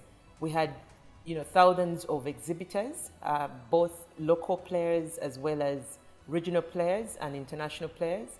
And so we were able to have a very interesting platform where there was customer interactions, there was business-to-business engagement, and from the numbers that we have been able to review, we're proud to say that we've had over 150,000 participants, at least in the international trade fairs.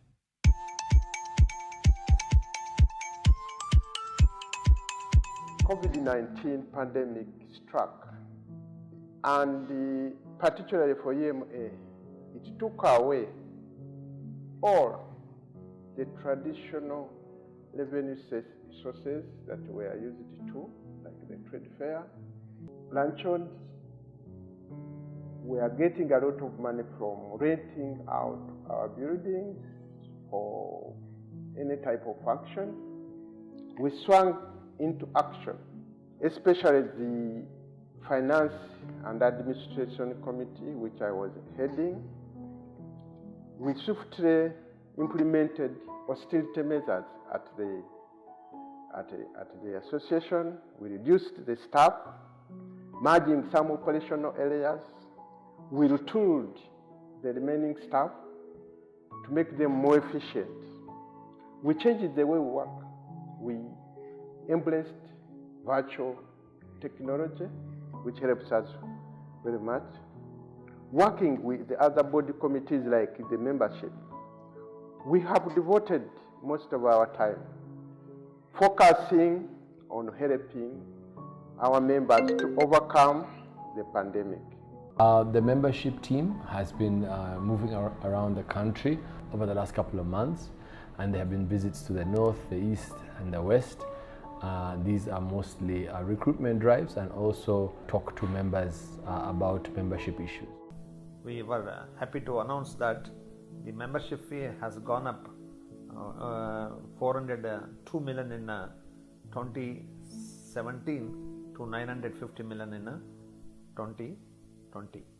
So this is, I want to appreciate the management as well as the membership committee.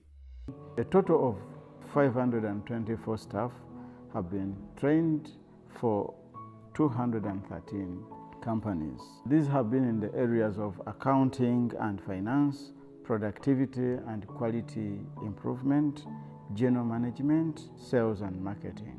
Managed to redesign the new office facilities for UMA. That's an exciting project which we shall share with you. And although it's been stalled by COVID, we know that it's something that we will take up in the future. Here also I want to say that the revenue from the sponsorships and cocktails has gone up from 36 million in 2017 to 60 million to 105 million. So that's 175% growth in that one. Over 3,000 interns have been trained for work readiness, and 550 interns have been placed.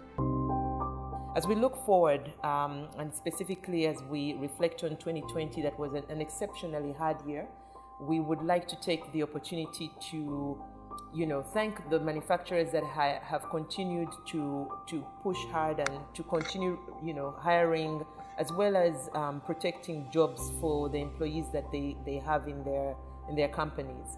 We know that we play a significant role with regards to private sector, and therefore we don't take it for granted in terms of the contribution that they make on a daily basis. Over the last 4 years, I've been blessed to serve under Mrs. Barbara Murwana, our first lady chairman of UMA. I know she wouldn't want to be called chair lady, so we call her chairman. And Barbara, her time has been fantastic. Barbara's brand of leadership has been very transformative.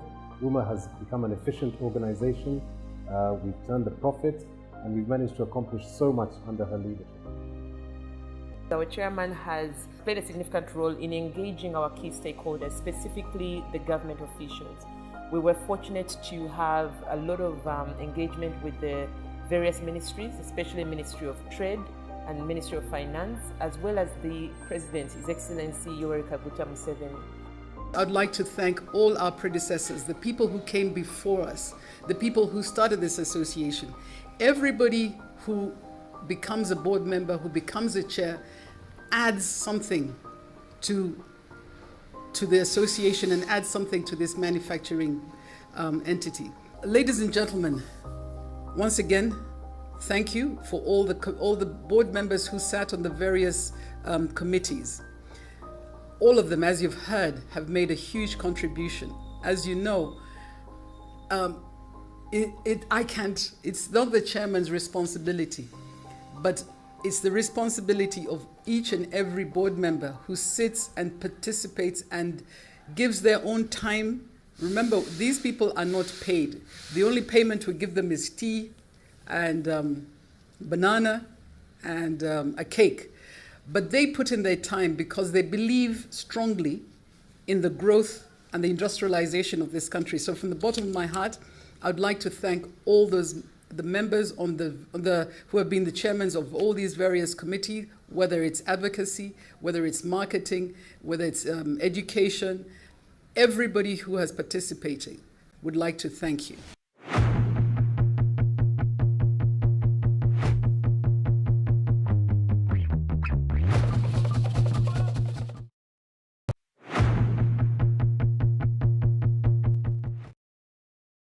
Also, we shall be having questions for them.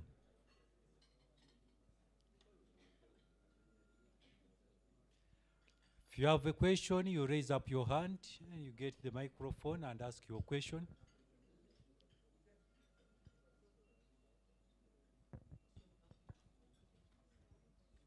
You have a question? Okay.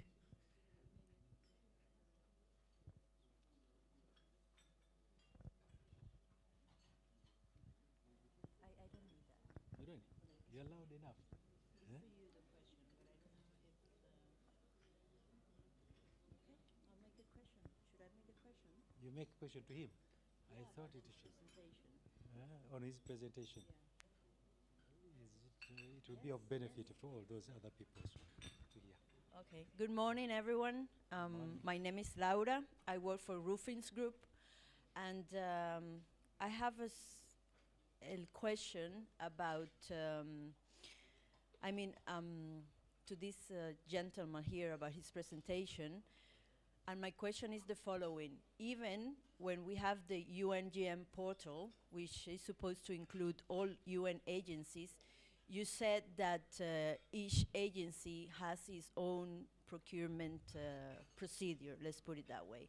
So does it mean that we have to check also their web page, or only with the UNGM portal we can get all the procurement advertising of all UN agencies? Is it clear? I think so. Yeah, I hope, Mr. Wambua, you have taken note. Yes, actually, I was thinking, we take few. Yeah, take few, then we can give answers. Your neighbor? Thank you very much. Thank you, UN, for the presentations.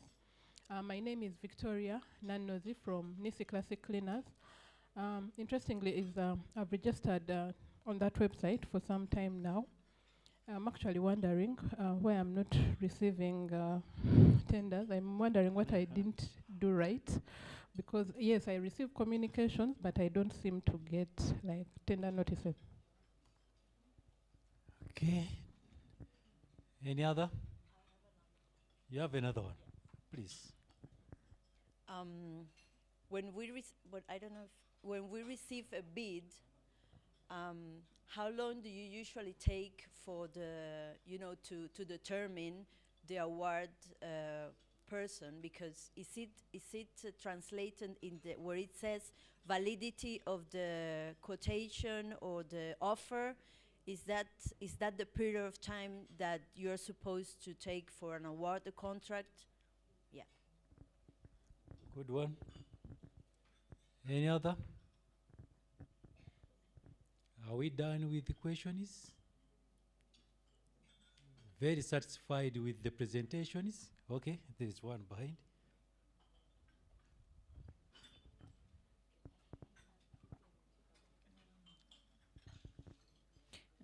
Hello, my name is Lydia. I've also signed up to the getting tenders, but I can't see many things there coming through, so I'm not sure whether I've made a mistake or there's nothing on the system, on the global system. Is our question clear? Similar You need to be the a little other bit question. louder. Okay. Yeah. I just wanted someone to come and have a look at how I've registered to see whether I've done it correctly, to see if because I can't see many things coming through. I could only see one tender and it's not in the in my category. So I wanted to check with you about dairy products. Okay. Noted, it will be answered. Any other?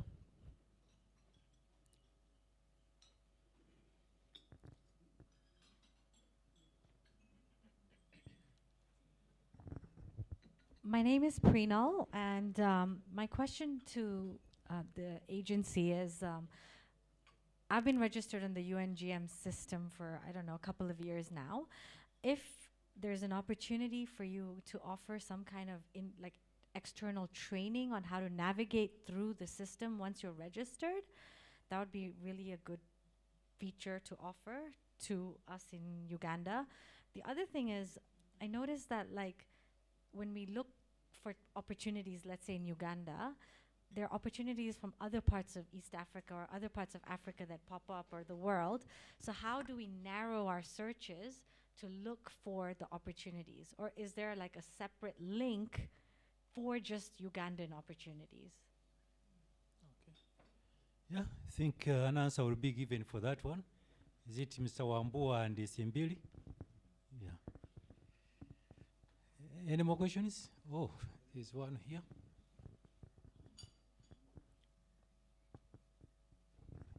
Good morning. My name is Muzamil, and I work with Uganda Manufacturers Association as the head of policy and advocacy.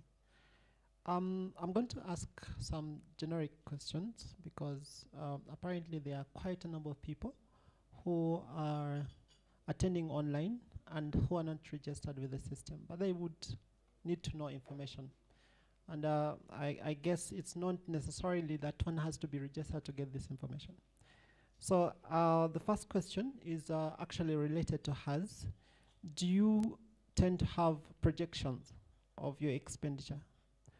Because you give us statistics of what you spent in the previous years. So do you make projections of what you are going to spend and perhaps what you're going to spend on?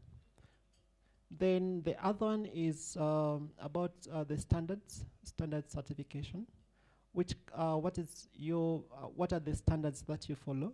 Are they the ISO, or you could as well consider using the national standard for your products, especially for the supply of goods? And the third one is usually people want to know how are your payment procedure, because many have been supplying to government and then they know the process for supply to government. But then how soon do you pay? Are you prepaying, or you pay after a service? How is your payment procedure? So those are the three questions that I wanted to put for clarity. Okay. I hope the Madam Simbil and Wambua, you've taken note of that. There is also one or two questions online, and I would ask my colleague here, Ivan, to read out those questions. Thank you. Actually, online mainly people are thanking you for the presentations and the good job done. There's only one question from Morunji Patience, and she's thanking you, but also asking the procurement app talked about, does it always provide updates regarding current or upcoming tenders? Okay. You have another one? Maybe something else. I didn't really understand the different levels of registration. Probably if it can be clarified also.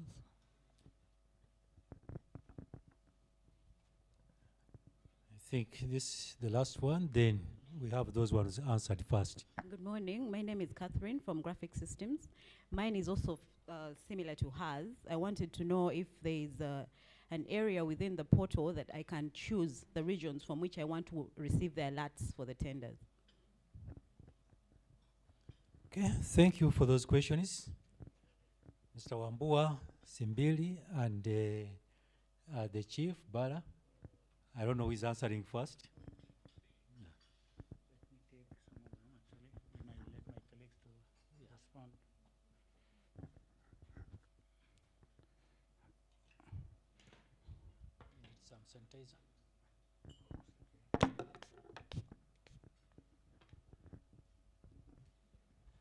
Thank you so much for the questions, and really appreciate the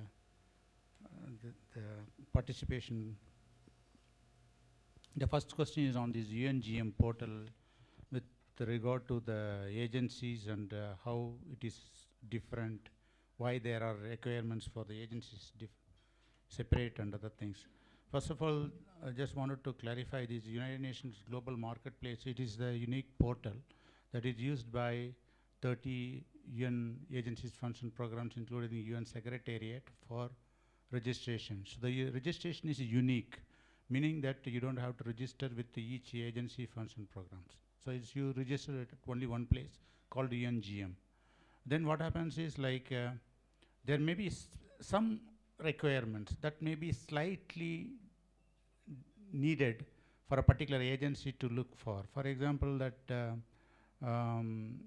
for the Secretariat, for example, if I am looking for a security equipment, I am looking for a security company to be registered, then I may be looking for specific registration requirements.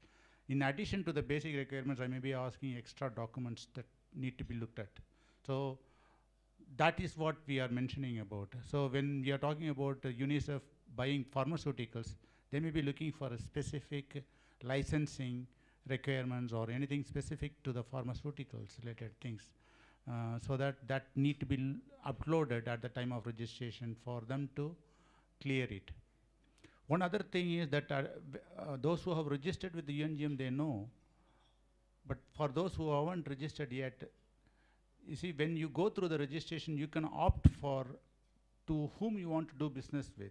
Like you can choose UNDP, UNICEF, like that.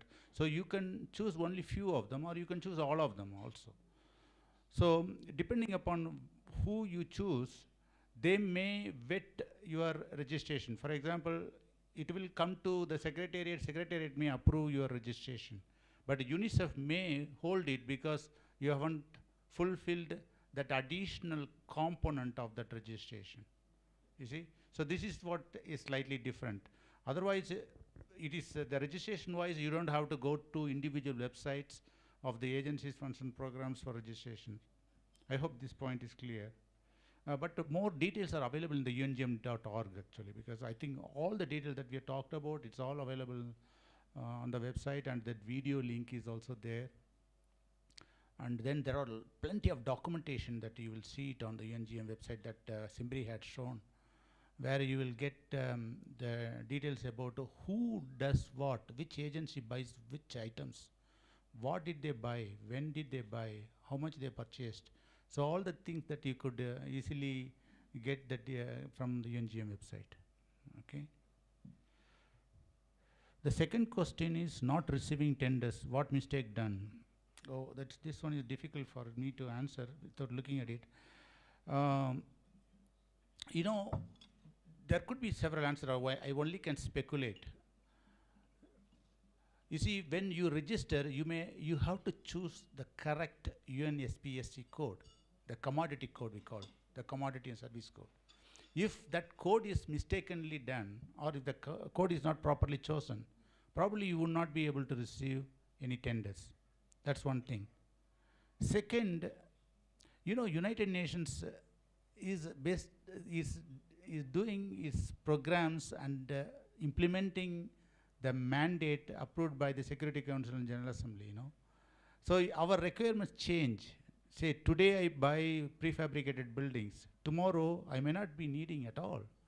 So, or I may be needing it 10 years later or something like that. So it may not be like every year that I will be buying the prefabricated buildings. Sometimes that we may be needing rations to be supplied to a particular mission. Say for example, UNAMID, you probably may be knowing it is closed as of 30th of June. It is closing 30th of June. Just 1 week from now it is closed. It's like a more than 10-year-old mission. So the requirements that were needed for UNAMID is no longer needed. So if you're targeting only UNAMID related purchases, then you will find a vacuum. Then you would not know whom you are going to supply to after UNAMID closes. So naturally that depends upon your business decision, how you wanted to target, to whom you want to target to actually. So that's why you may have to look at your registration requirements and make sure that the UNSPSC code are updated. That is the one thing that I can think of. I don't think any other way that I could do it, but we could always have a look at it actually. My outsourcing, our experts are there, they can have much more better ideas than mine. Yeah. The third one on the question is bid response time, bid validity time. Yeah, this varies actually. How long do we take to process the tenders? So we float the tenders, we receive the bids, then the vendors say that they never receive response immediately or after some time or long time or whatever it is. It varies from organization to organization. It also depends upon the requirements. Sometimes the requirements are so complex that takes extended evaluation time and review and approval process that goes beyond the time that we secured as a bid validity. So in that situation, we seek the vendors to extend the bid validity until such time we conclude the award. But it is our endeavor that we always wanted to make sure that the awards are completed as soon as possible. That is what our hope is all the time. So it is not like it stays there, because it is not in our interest to float the tender, then afterwards keep hanging with the tenders documents,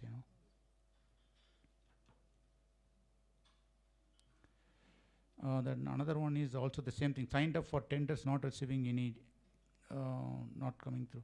So I think this is the same thing actually. I think probably you may have to review the UNSPSC code and see if you properly intersect the items that the UN is procuring. That is very important.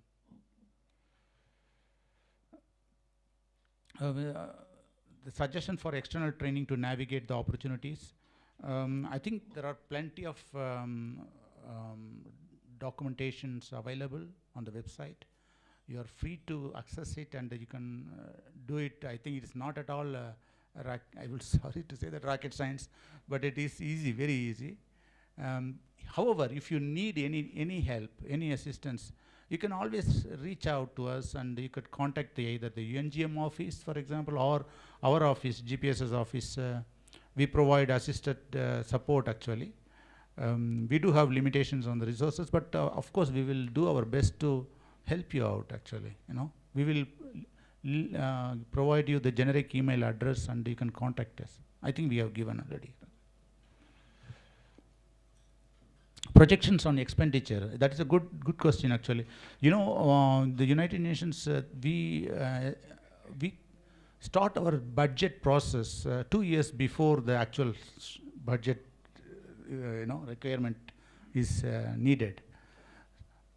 Given that, we also complete the actual acquisition plan, and then that acquisition plan is posted on the website. If you go to the procurement division's website, the UN Secretariat Procurement Division website, you will see the acquisition plan, the projections. Of course, we do have a threshold mentioned. I remember that I think we post for values more than $150,000 and above. So you can see the requirement in a very conceptual way, the items that we are intending to procure and which quarter that we are intending to procure. So the details will be helpful for you to plan your procurement activity with the concerned offices. For example, it includes not only the headquarters procurement, but also the field missions, like, for example, UNESCO, UNMISS, MINUSCA, everybody. So that would be helpful for you to reach out to them and then contact them, and then you collaborate with them to participate in the tender.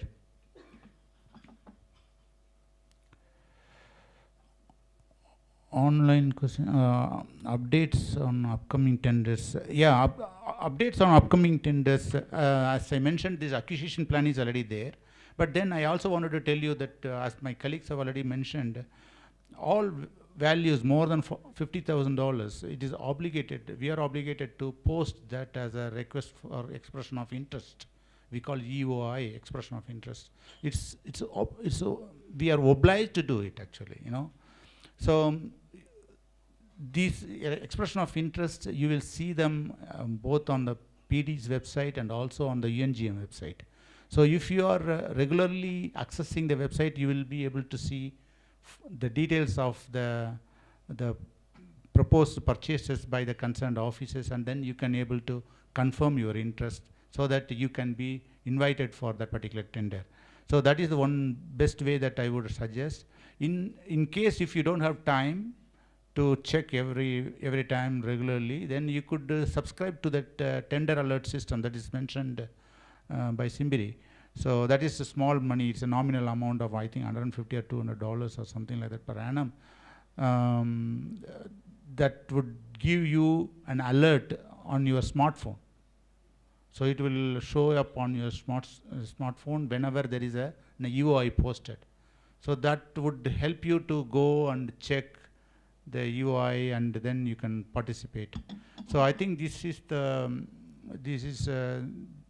best way that I can think of. Different levels of registrations, I don't understand.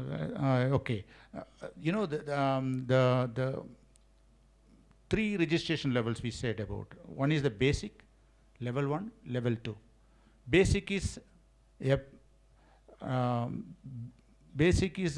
necessary for any business activity that you have to do with the UN. You have to do that basic level. And for doing basic level, you don't need documentation at all. To be frank, actually, I think even if you have the incorporation documentation, I think that is enough for you to get going with the basic level. Then we have the level 1. Level 1 is up to $500,000, right? And level 2 is for values more than $500,000 with no limit. So when you are registered with the level 2, for example, you don't, all requests can be handled by you. Level 1 also, basic also. So it is necessary that you are registered at least at basic level for participating in any tender activity. It is necessary. And as you have seen it doesn't take any time at all for registering at the basic level. So you can do it at any time. And if you have any difficulty that you are at basic level, but you wanted to move to level 1, there are steps already listed there. But if you have difficulty, you can reach out to UNGM or reach out to our office. We can always help, actually.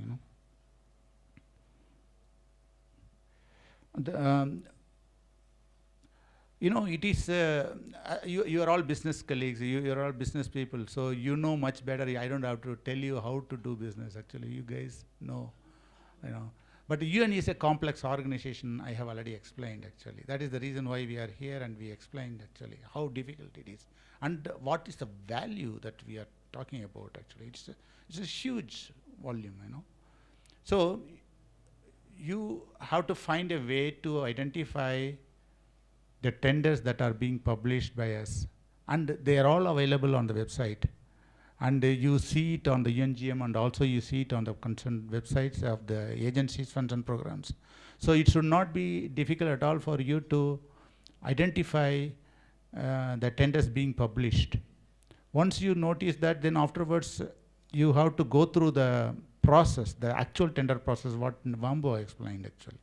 So that is the only way that you could able to participate and then win.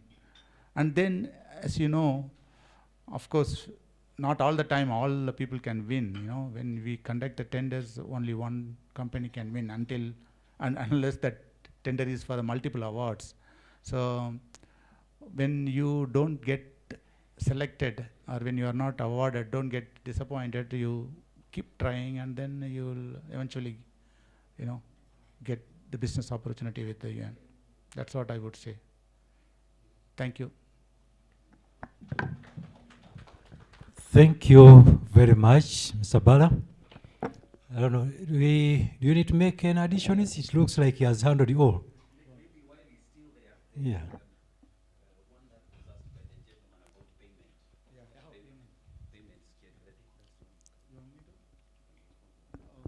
I'm sorry, I missed, I think, the payment one actually.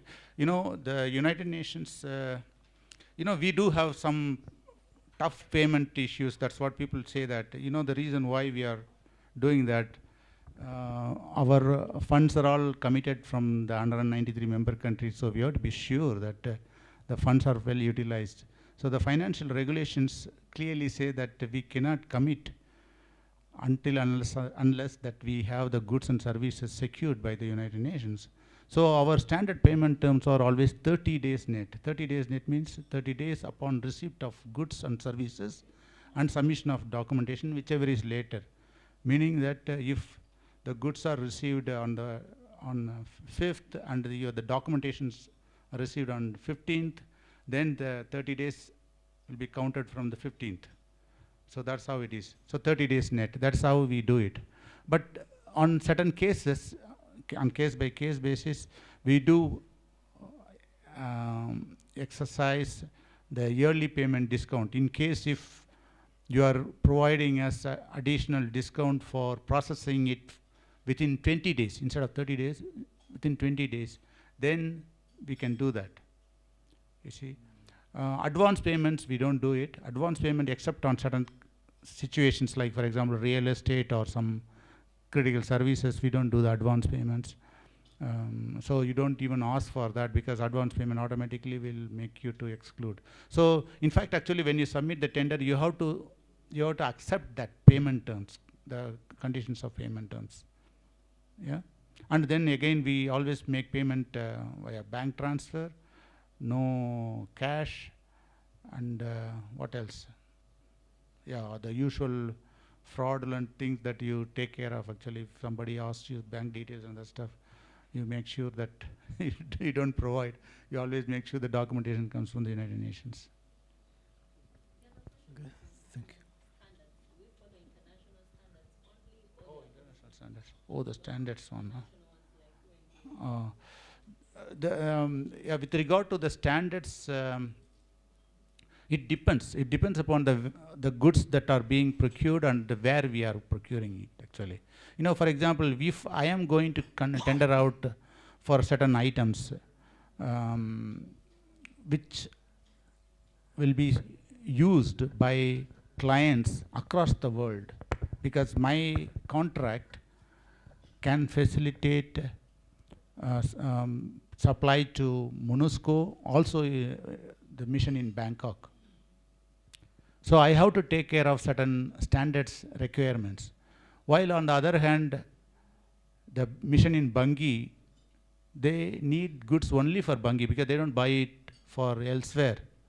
So they may buy goods that may meet the requirements of the particular mission or national standards.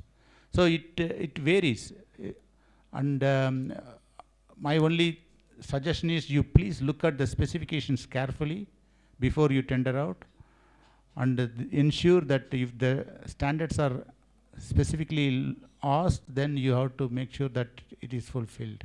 So that's what I would say. But there is nothing like it's a blanket thing that it is being used across the board. Yeah. Okay, thank you.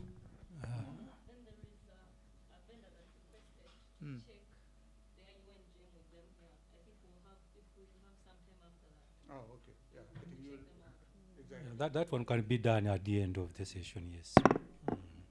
Thank you very much. I think we need to applaud this team. Yeah, thank you for a job well done.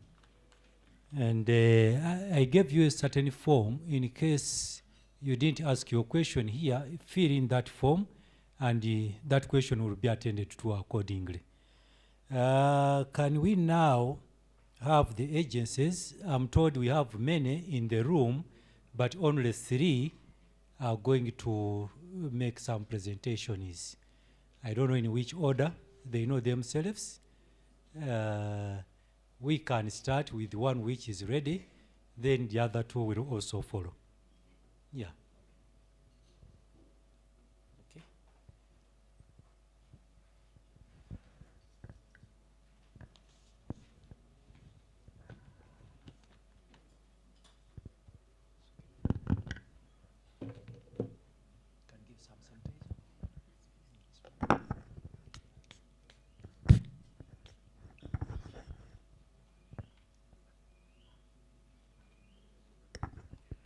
Good morning once more.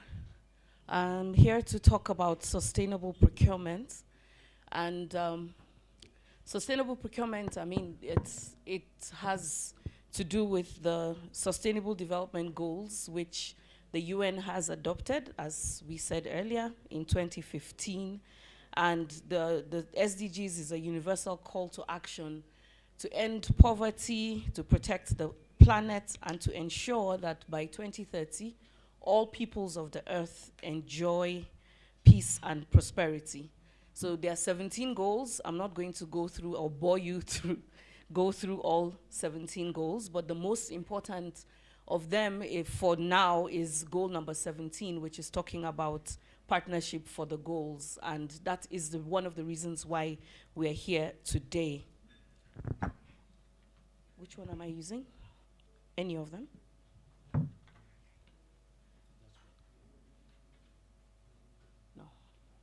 Like it's this one. Okay. So what is sustainable procurement?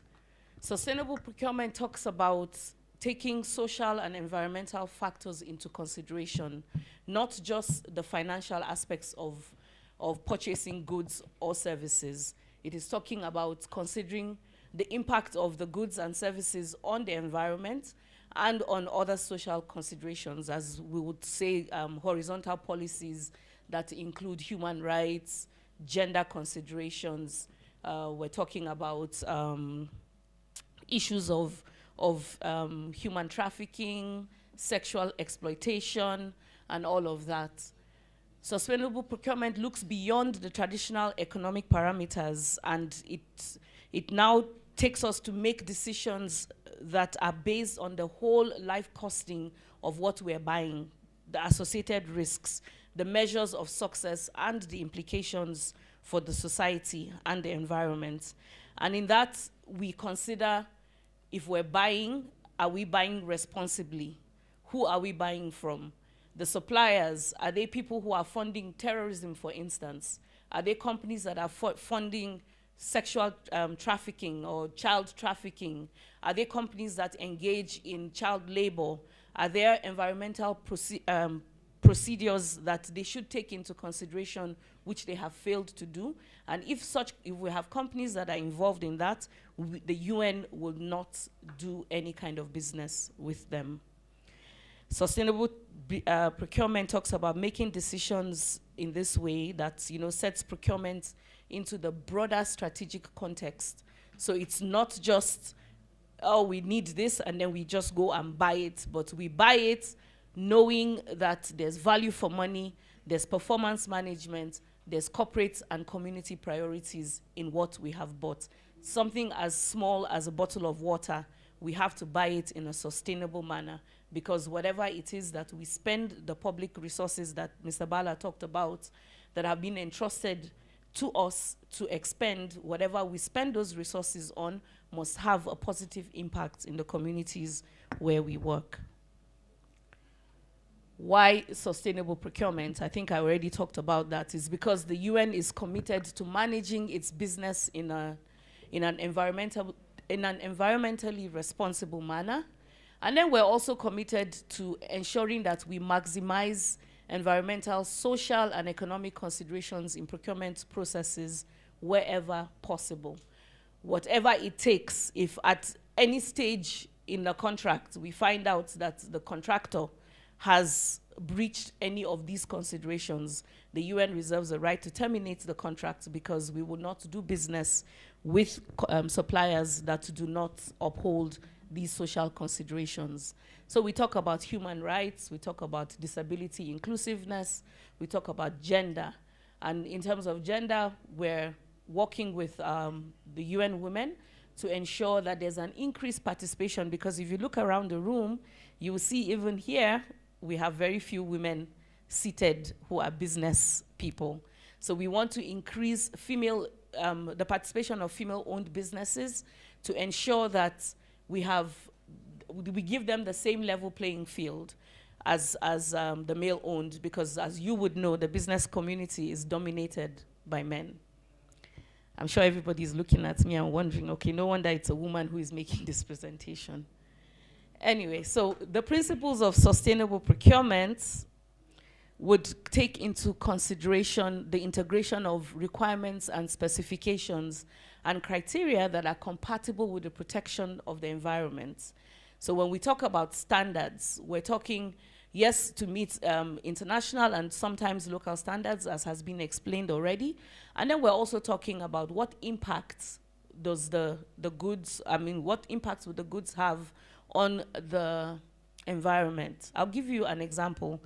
I was working in a particular country, and one of the government agencies wanted us to import vehicles. And in importing the vehicles, they did not state what the emission standards were. But for us in the UN, we would not buy a vehicle if they fall short of the international emission standards for vehicles. So when we went back to the government, it was at that point that the government realized, oh, we should actually have even our own internal emission standards, so that vehicles that would pollute the environment would not be imported into the country. So that's what we're talking about. So whatever criteria, specifications must be compatible with protecting the environment. They must be compatible with ensuring that there's social progress. I've talked about gender, ensuring we have female-owned businesses. We're talking also about participation of youth in business. We know very well that our host country, Uganda, is the second youngest population in the world, and so we want to ensure that we have more young people participating in procurement processes, and of course, the general economic development. And then the second principle is to ensure that we use resources efficiently to ensure that there's an improvement in the quality of products and services, and also that costs are optimized, that we're not just buying blindly, but we're buying in a way that the resources are maximized and well utilized. Now, these principles are still in line with the UN procurement principles, which my colleague already talked about at the beginning. And the most important thing is that because we are stewards of funds that have been entrusted to us by member states, we must do so and to be seen to do our procurement with these guiding principles at the back of our minds. So sustainable procurement does not reduce from these principles, but instead it helps to emphasize them, because sustainable procurement is part and parcel of the way we do procurement in the UN. Now, what is the thrust it's to ensure that when we look at considerations, when we talk about value for money, and we talk about issues about price, quality, availability, and functionality, does it result in a sustainable way of buying those goods or services? If, for instance, we need to procure furniture, would it help for us to import the furniture all the way from, let's say, Australia to Uganda? Because if by the time we import the furniture from from Australia to Uganda, we're talking about carbon emissions. You can imagine the kilograms of carbon emissions that would have been released into the air if we do that. Then we look at the cost of buying. If we're buying all the way from Australia, does it make sense? Is it sustainable?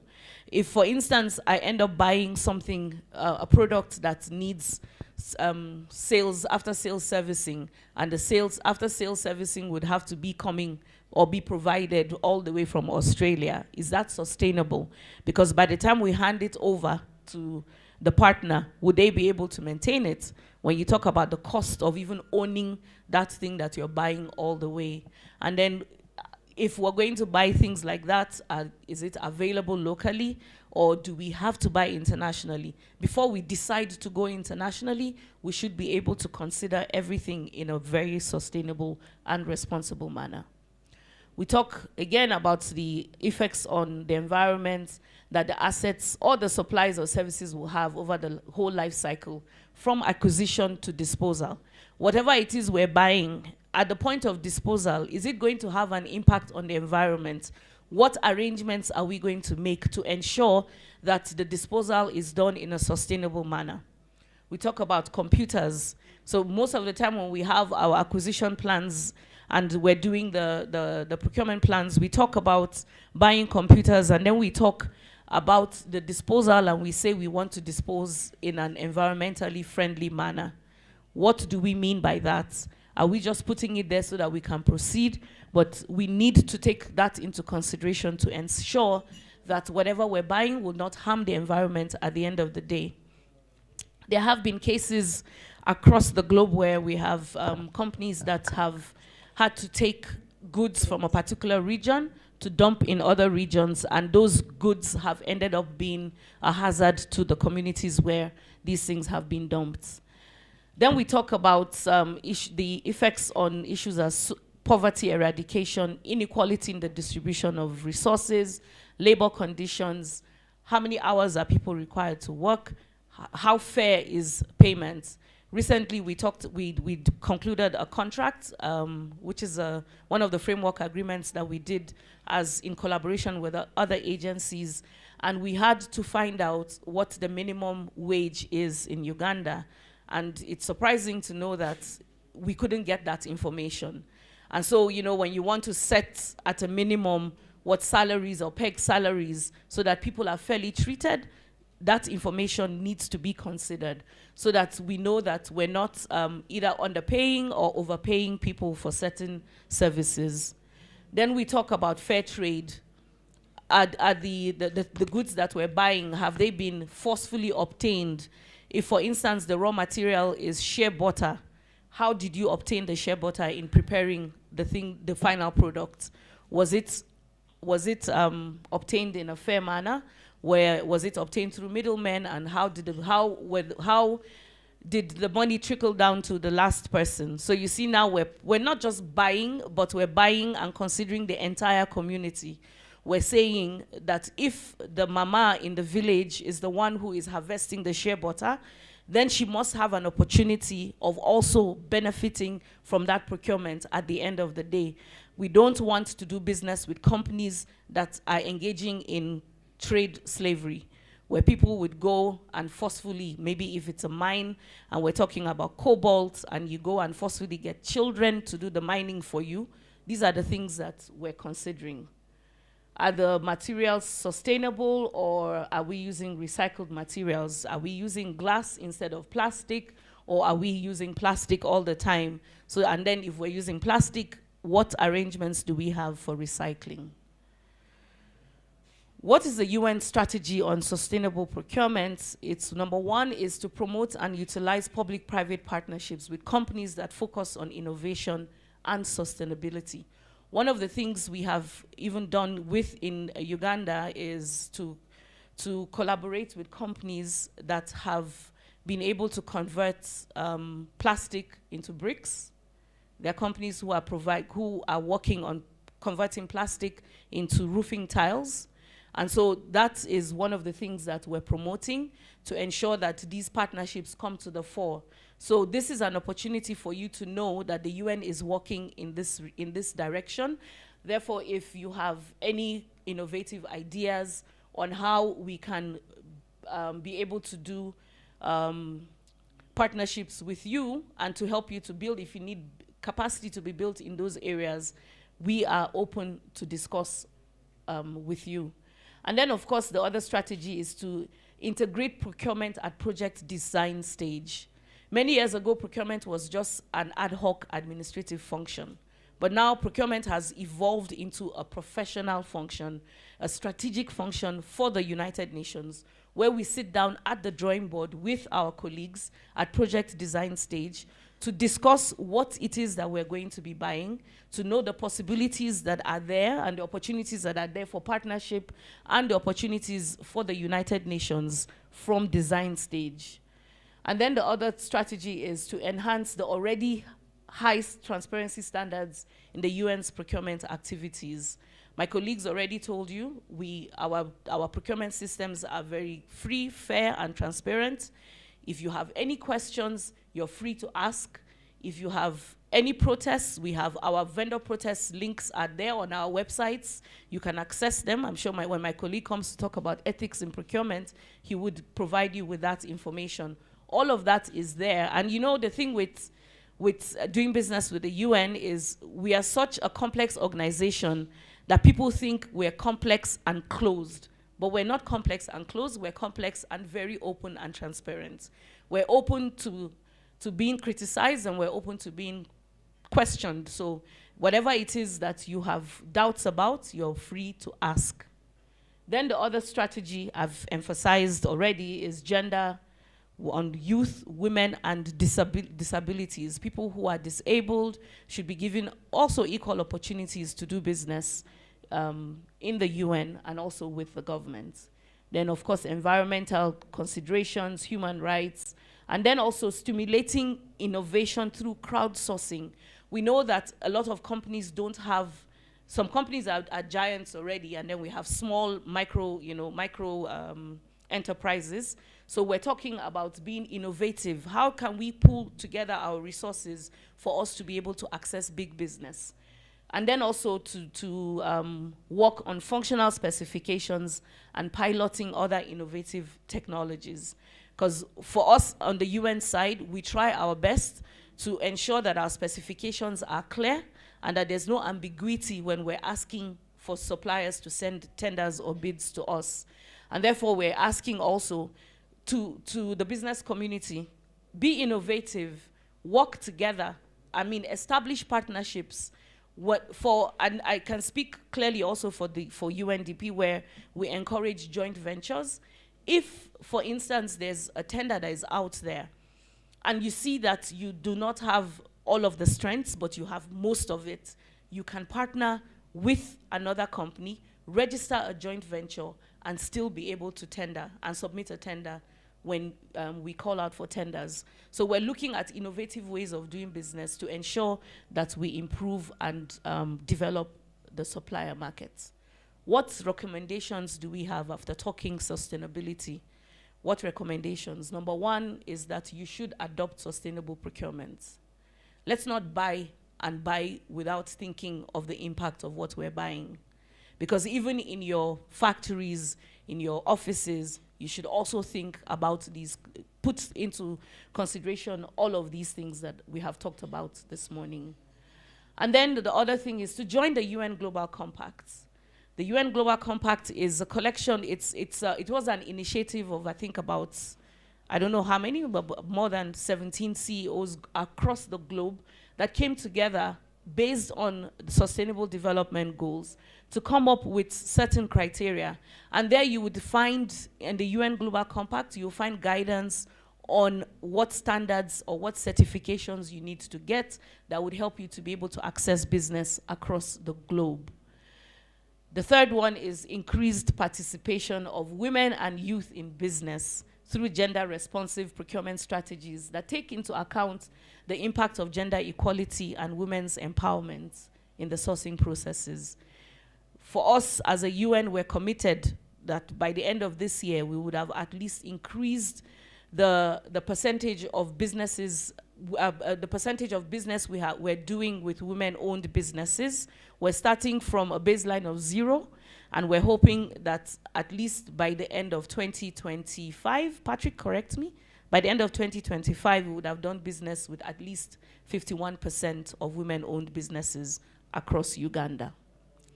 Then the other thing is to ensure access to markets. You know, corporate sustainability contributes to building of sustainable peace in challenging environments, which in turn is a key enabler of sustainable growth. Access to markets means don't be afraid of going into those challenging areas. We're talking places like places that are conflict areas, places where we have the UN Peacekeeping Missions, for instance. Ensure that there's access to your markets in those places. Be flexible, be innovative, for you to be able to leverage on the business opportunities that are in these places. I know a lot of suppliers complain that the UN only does business with international companies, but then who stops you as a business registered in Uganda from being international? As far as I would say, I think it is you that is stopping yourself, because you have to be courageous, you have to be bold, you have to be innovative, and ensure that you provide access to the product that you have. And then leverage on available UN resources. These resources, like I said, are available on the UN Global Compact website. On all the agencies' websites, you would find resources that would help you, and also on the UNGM website itself. So these are the documents that you can also access. The UN Procurement Manual is available, and it's available to the public. The UN Global Compact also, and then the UNDP's Practitioner's Guide to Sustainable Procurement is also available to the public. Thank you very much. Thank you very much, UNDP. I think she has made things simpler. And I hope we are coping so well. Can we have another agency coming in?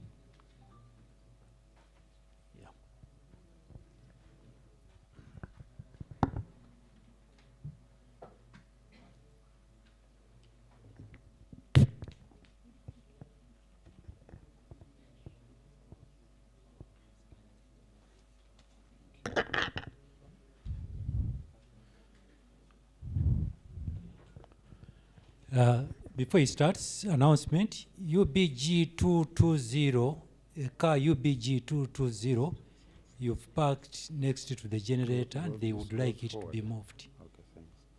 The owner of UBG 220G.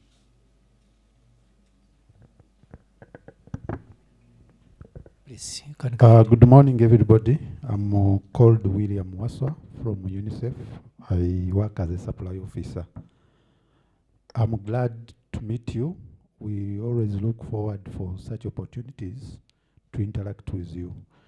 It is always our happiness to work with Ugandan companies, and we try to encourage them. And this is one of the things we do to make sure that we work with you.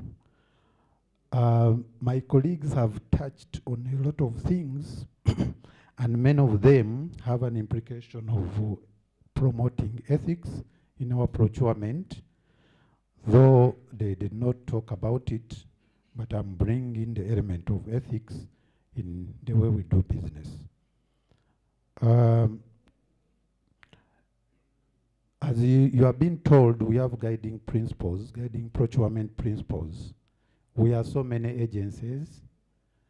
The fact is that we have different mandates, but when it comes to procurement guiding principles, we are following the same. And if you remember, The gentleman who presented first touched on this.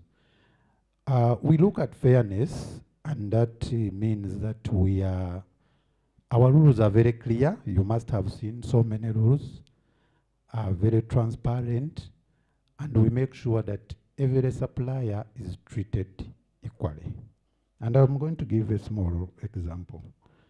Suppose there is a bid outside, and one supplier asks a question. We don't only reply to one, we reply to everybody, so that information can go across the board. We try to make sure that there is minimizing costs and making sure that whatever we buy is effective and meets the needs of the user, and that is the economy and effectiveness. Best value for money, we try to optimize we look at so many factors when we are buying, not only price. And that's where we always have a problem with some of the suppliers coming, complaining that my price was low, but you didn't buy. But that's not how we do things. We make sure that we look at many factors that will end up benefiting the end user of what we are buying and will meet the mandate of our organization.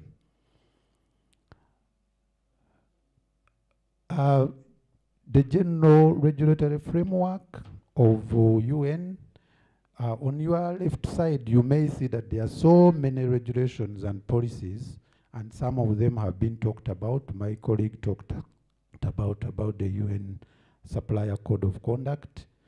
And all these are aimed at making sure that the way we do things are done fairly, and there is transparency, and there is an element of ethics in it. But just to be very specific, some of the things that are in the code of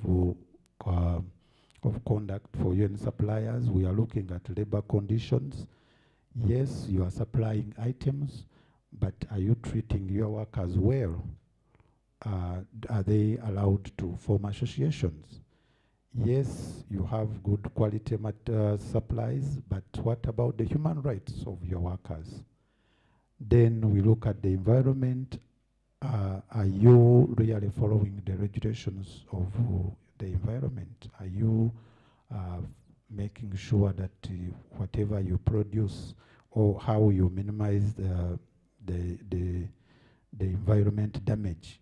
And if you are, do you manage your chemicals and hazardous materials?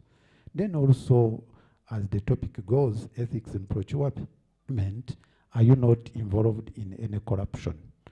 In some of the companies, there are some companies we get, and when we are checking the World Bank list, we find that some of the companies have been involved in corruption, and we end up leaving them out. So it is very important, you as suppliers, to go by the code of conduct and to make sure that you are pure in whatever you are doing. My colleagues talks about UNGM. In other words, the policies are there to set a basis to be able to identify the unethical behavior. UNGM, my colleagues presented it, is one of the things that we use to make sure that there is ethics in procurement. And it controls us how we do the work. Now, I'll give an example of UNICEF and WFP. It is very difficult now to do business with us if you don't have a UNGM number.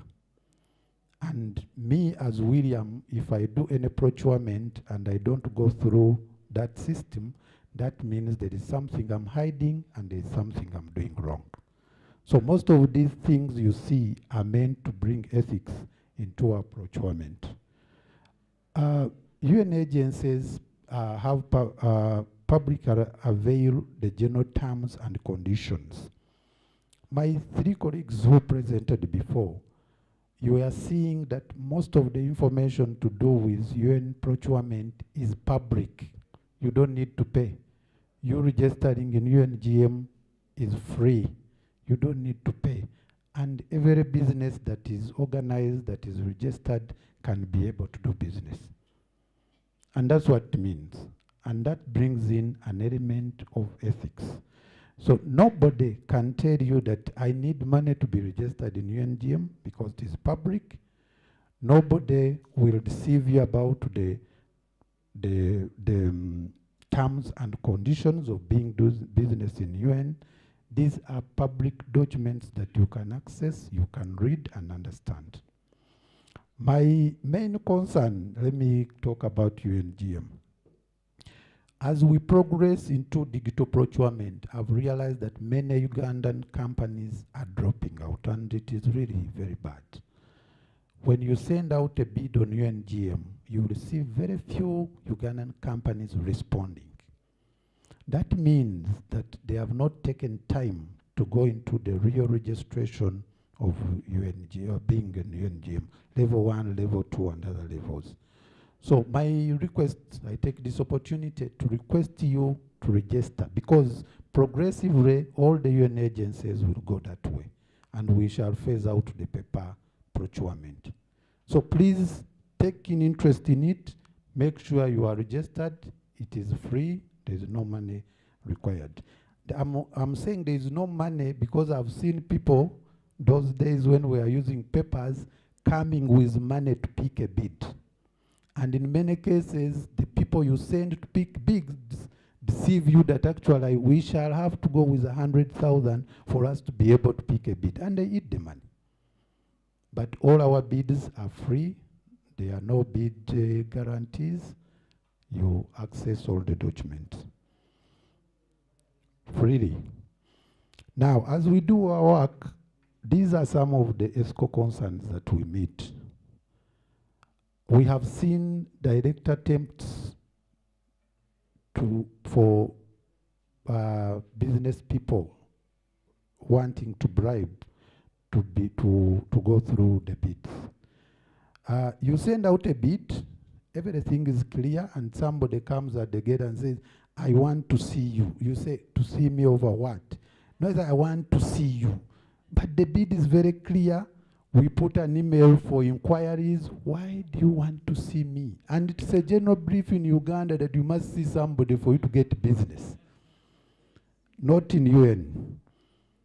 We have seen cases where somebody, you have never seen a company, sends in a bid, and we are talking about big monies.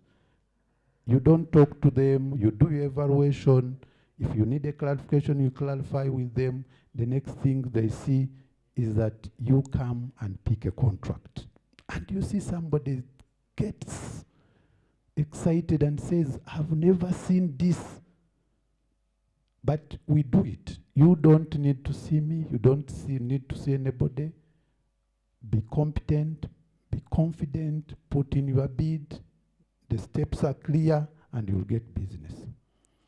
We had meetings before with the traders, and many of them didn't know what to do. And as I'm talking, the way I'm speaking now, they gain courage and they are on our database now and they do business.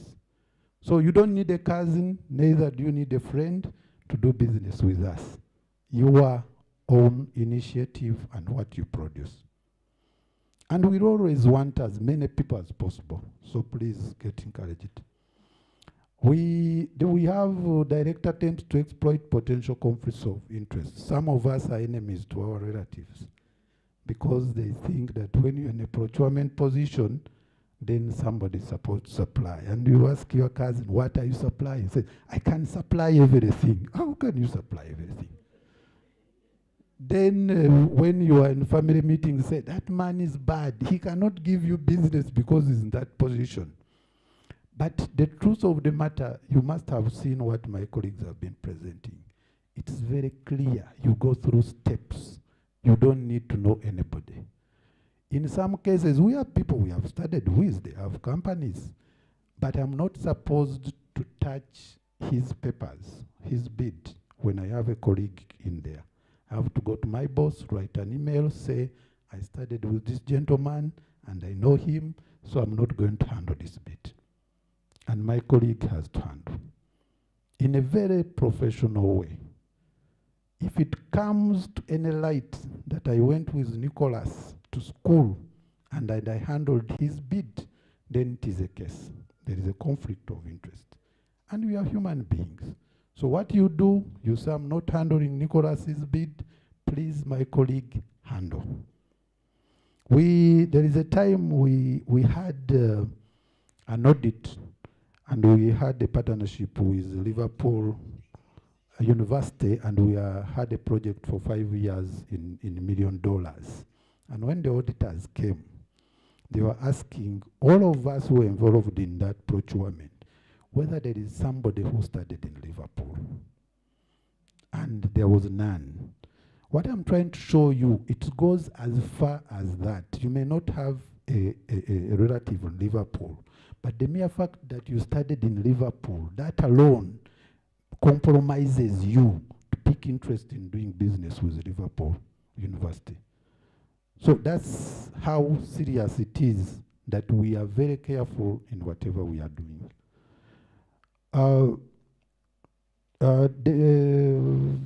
Maybe we go to procurement officers. The gifts and the invitation offers. It is very common that we are called to company end of the year. We see people bring us wines at the end of the year. And many people get disappointed when somebody brings a whole basket of wines and biscuits and you say, please, thank you, but please take it back. It's very polite, but we do it.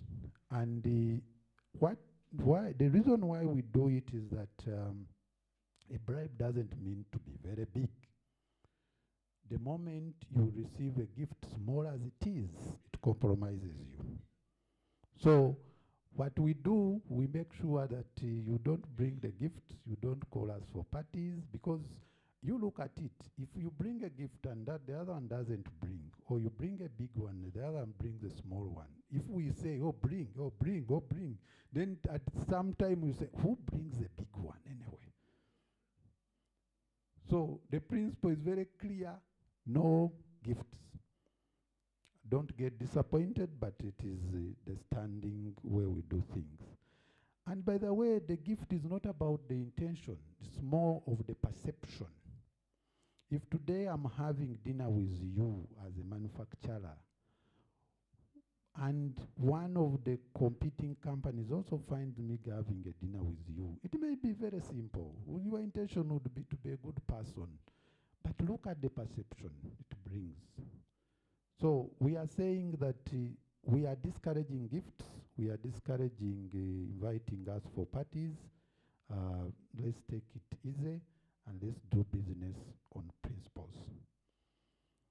Illegal sourcing, yes, we have seen some people doing wrong things. You find somebody is a supplier, you give him a big order, but instead of supplying what is manufacturing, he tries to go into changing materials and trying to bring substandard things, which is very wrong and is very discouraged. Any action that intends to influence the outcome of the procurement is unethical. So if you come and do anything that it wants to influence our decisions, then that means it is unethical. And maybe to end saying that ethics in procurement go both ways. It is on our side and it is also on our side. But on our side, we try to make sure that we make it as professional as we can. And if you ask in this room, people who are working in procurement, they will tell you, I've been there for 20 years, I've been there 15 years, and it is because of the values that they have and how they do their job. Remember, when we are doing this job, if you do something wrong to her, or if you take a bribe from her, you're the one who's going to tell the other one and tell the other one and tell the other one. And we'll just come. Because these people, we meet them in churches, we meet them in... There is one lady, We gave her a job, and she called me and said, I need to thank you. I said, thank me for what? You know, you have done wonderful things. I said, no, fine, you go and buy your kids bread. Then after like 2 months, we were in the same church, and she was seated there, I was seated here, and she was very uncomfortable. I said, what can I do to this lady? And to make matters worse, 1 year down the road, the husband joined the organization where I work from. This is what it means. I'm working with a husband. I'm working with her husband. What does it mean? It means that the world is very small, and you must do your things right. So that's what it means. That is just an example how things can unfold. Now, suppose I was working with this husband, and she had told him, that man you work with, that man. And that's what goes. Even here, we have people we are going to meet elsewhere. And the most important thing is the fairness I started with. We all have to have equal ground to do business. And it is very, very, very important that we all compete and do business in a fair way. And that's what we do. When we send out an expression of interest, don't shy away to put it in that I don't know anybody. Because that's what happens in Uganda. Somebody puts in a bid. I put in a bid, but I don't know somebody there. Could you be knowing somebody there? You are just wasting your energy. Just concentrate and do business. And by the way, as business people, I'm requesting you to have that confidence even in government departments, everywhere. Approach it in a way that you are doing business professionally and you are confident the services or the goods you are supplying are good. Just go there with that perception and you'll get it. And I've seen it happen. Lastly, this is what it means.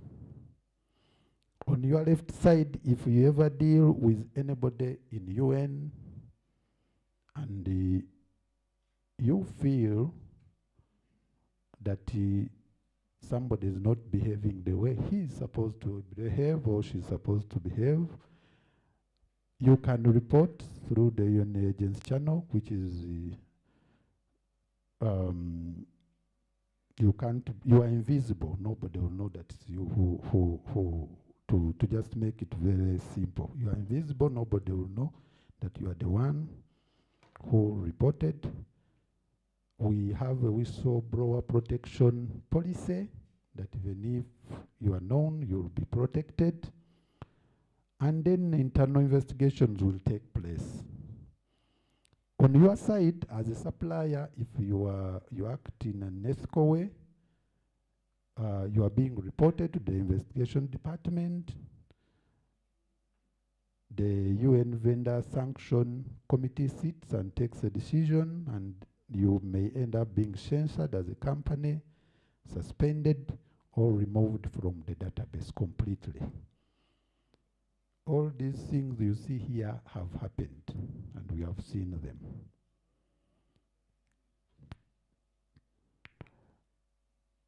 Lastly, every agency you see here has got an email. Our websites are very open, whereby if you feel anything is going wrong, you can go there, send mails. These are few emails where you can report wherever you have a problem. For UNICEF, it is integrity1@unicef.org. There is one for WFP hotline at wfp.org, and then the other one, the extreme. The reason why we do this is that people should have access to fairness. There should be a lot of ethical conduct in whatever we are doing. As I end, if you remember what I said, it is not one-sided. Come to do business with a very clean heart with that courage, with that vision that you can do business with the UN, and you'll enjoy working with us. There was a question where somebody was asking, when do you pay? We actually pay, and we are one of the payers, and we pay in a very short time, unless your documents have a problem. We are one of the organizations that you don't need to follow us to pay, because everybody is mandated to do a certain particular duty. So we pay on time, unless your documents are not clear. There is another scenario where somebody didn't have, it was a construction and there was few things here and there being questioned, and this man sent me a message and said, please process my payment very quickly, we shall talk. I said, my friend, my work is to issue contract, and I stop there, I don't pay. There is segregation of duties. So talking to me, I finished my work. I've been telling you about UNGM, us and WFP, UNICEF and WFP, we use intent in bids. Nobody looks at the bid. I can send out a bid, a certain colleague of mine opens, the evaluation committee does the technical evaluation, I open the prices, I do whatever I do, and there is a committee to take a final decision, not me alone, because you are a supply officer. No. So while you are doing your business right away from here, and somebody in UN tells you that I will take a decision, if you don't buy my beer, please, I'm taking a decision, that one is lying. There are so many processes for us. By the time we award, there are so many people and at different levels. So do your business with peace. Nobody should harass you. And if somebody harasses you, the emails are there. You report. Thank you.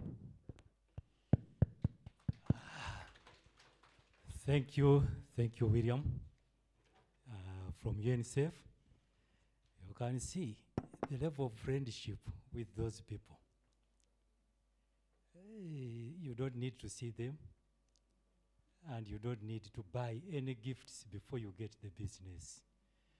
So I think, but at least he allows to be thanked for the good presentation. Thank you. Can we have the last agents to present? Then we have our questions.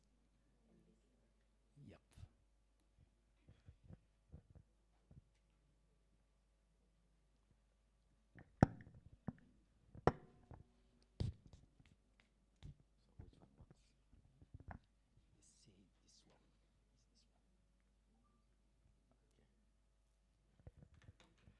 Good morning, ladies and gentlemen. I'm called Patrick Wogoraj.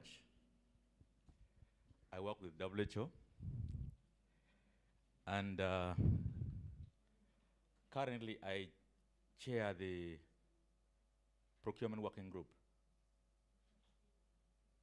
Sorry. I'm already going to the, so I've put it back. Now, the Procurement Working Group, very briefly, is a forum that brings together all the UN practitioners on one table. And this is part of the UN's effort to achieve the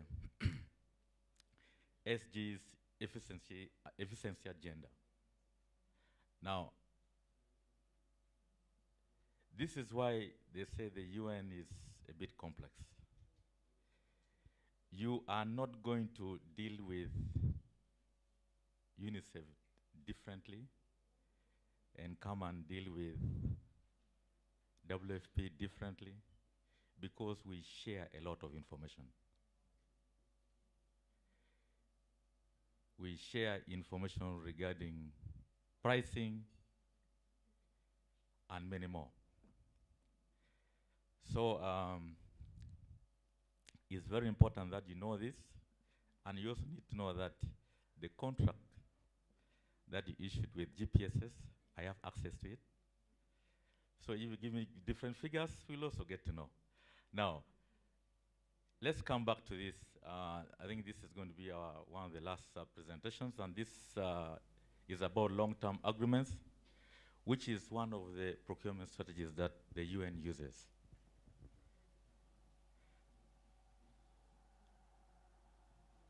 Now, the long-term agreement, which we normally shorten as LTAs, we may also call them as umbrella agreements or framework agreements. This is an agreement between a UN agency or the UN as a whole and the supplier for a defined service or goods.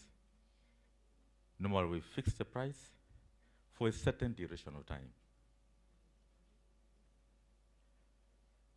Now, this framework agreement is not yet a complete contract. So it does not constitute an obligation on the part of the UN to procure any minimum quantity of goods or services, nor does it prevent the UN from engaging any other suppliers. So goods and services available under LTAs normally provide a broad range of clients to meet commonly required goods or services. Now, why do we do this? Why do we establish long-term agreements or framework agreements? There are a number of benefits. One of them is competitive pricing through economies of scale or consolidations of requirements.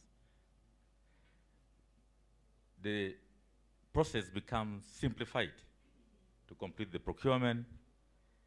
We gain consistency in terms of quality and reliability of the supply, standardization of requirements, as well as reduced lead time. And it's normally very useful for startup and also in situations of emergencies. Now, we issue various types of long-term agreements. The first one is when we issue a single vendor long-term agreement where one vendor is supplying a total requirements for a given type of goods or service.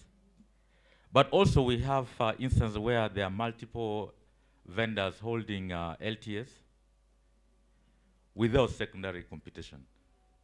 Maybe I can give an example. We can issue long-term agreements, let's say for supply of stationery, to 3 or 4 or 5 suppliers. Now, any of the agencies will just pick one of the suppliers and deal with them without necessarily competing again.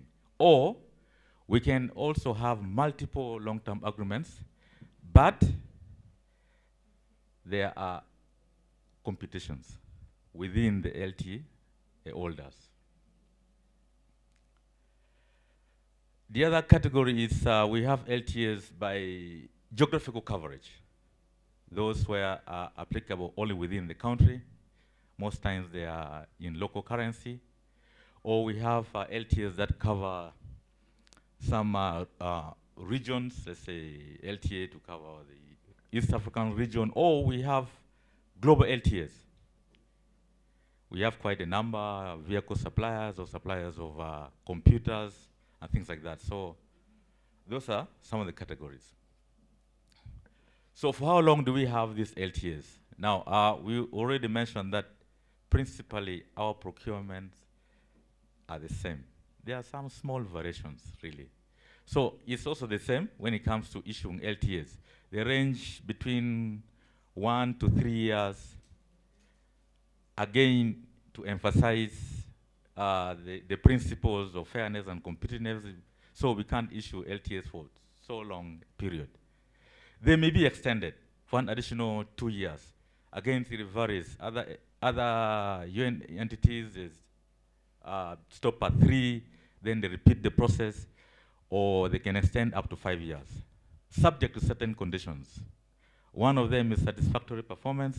because these LTA holders are evaluated periodically or subject to the continued needs of the goods or services, because the needs might not be there anymore. So if it's not there, then the LTA might also be terminated. Or if the prices offered are still within the market range. Remember, the market is very dynamic and there are so many changes. There are many new entrants. Better things are also coming quite often. Now, once we have the LTA, we already mentioned that it's not a complete contract. So how do we order, again, as an LTA? Again, this varies a little bit between the different UN agencies or programs or funds. Once already there is an LTA, you can order again, as I said, using a purchase order. Now you just issue a purchase order and you complete the contract. Or for certain services, again, this is, for example, is applicable to WHO. You can be issued an agreement for performance of work as an offline contract to complete the LTA, or you can use call of orders. So that is how we use the LTAs to order. Now, monitoring. Monitoring for the LTA performance is on a continuous basis. This is first in regards to the life cycle of the LTA, so that you need to know this LTA, for how many years it runs, 1, 2, so that you may renew or extend, or you institute a new tendering process. Then there is also the issue of performance. Some vendors, once are issued, I think, an LTA, that is now where they relax. You perform badly, you are off. Then the other one is the pertinence of the LTA in view of the market evaluation. I already talked about that. So typical indicators that we monitor for services are timely delivery of satisfactory outputs, timely response to requests. By the way, even the invitations that you receive, whether it is request for quotation or ITB, they monitor how you respond to these requests. The quality of service you render, and the quality of the professional relationship. For goods, we monitor compliance as a basic for the required delivery time, quantity, pricing, and invoicing, technical specification and quality, and additional terms and conditions that might be issued depending on the type of good. Now, cooperation. We cooperate very, very much, I can assure you. And it's the same as well for the LTS at the point of establishment. So we approach it in two ways. We do joint solicitation as well as evaluation. In this case, we agree on a common service, and then we agree again amongst us that agencies come together, maybe 4 or 5 jointly do the solicitation and then the evaluation and awarding the contract.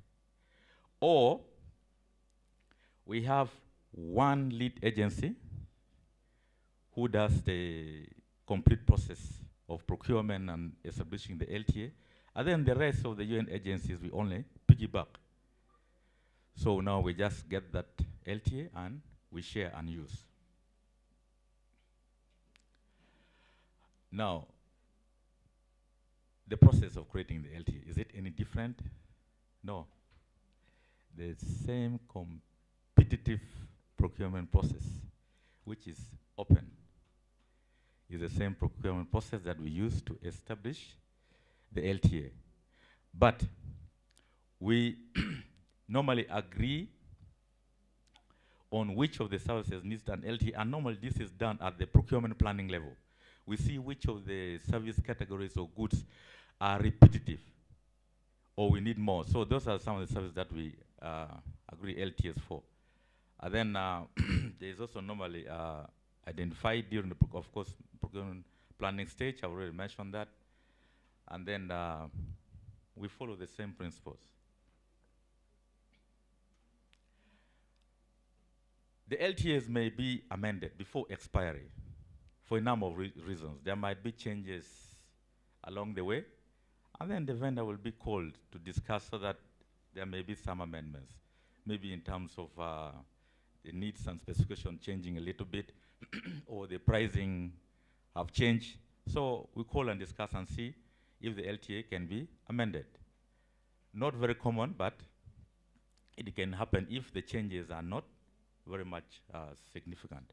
And also the LTA can be terminated before expiry. Thank you. Thank you very much, Patrick. And I think we come to the end of the presentations. We are now going to invite questions. I hope you've been recording your questions.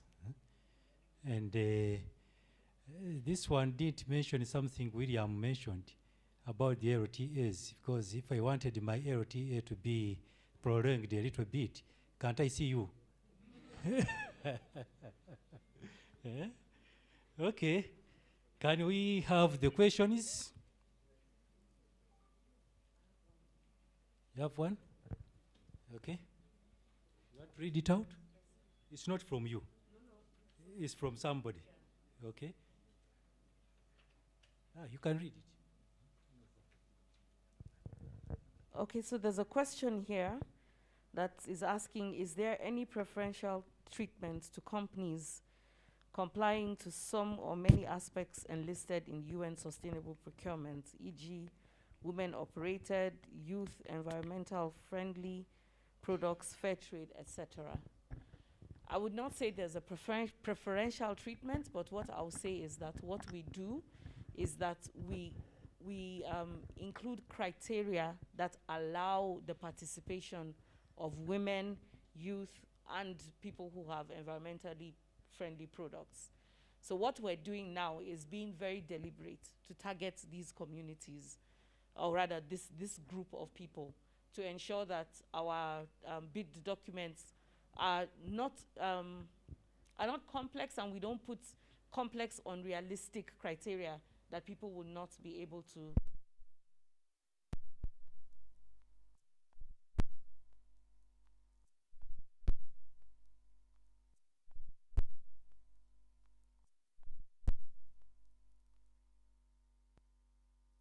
Documents, the requirements I put there is 6 years of engineering experience.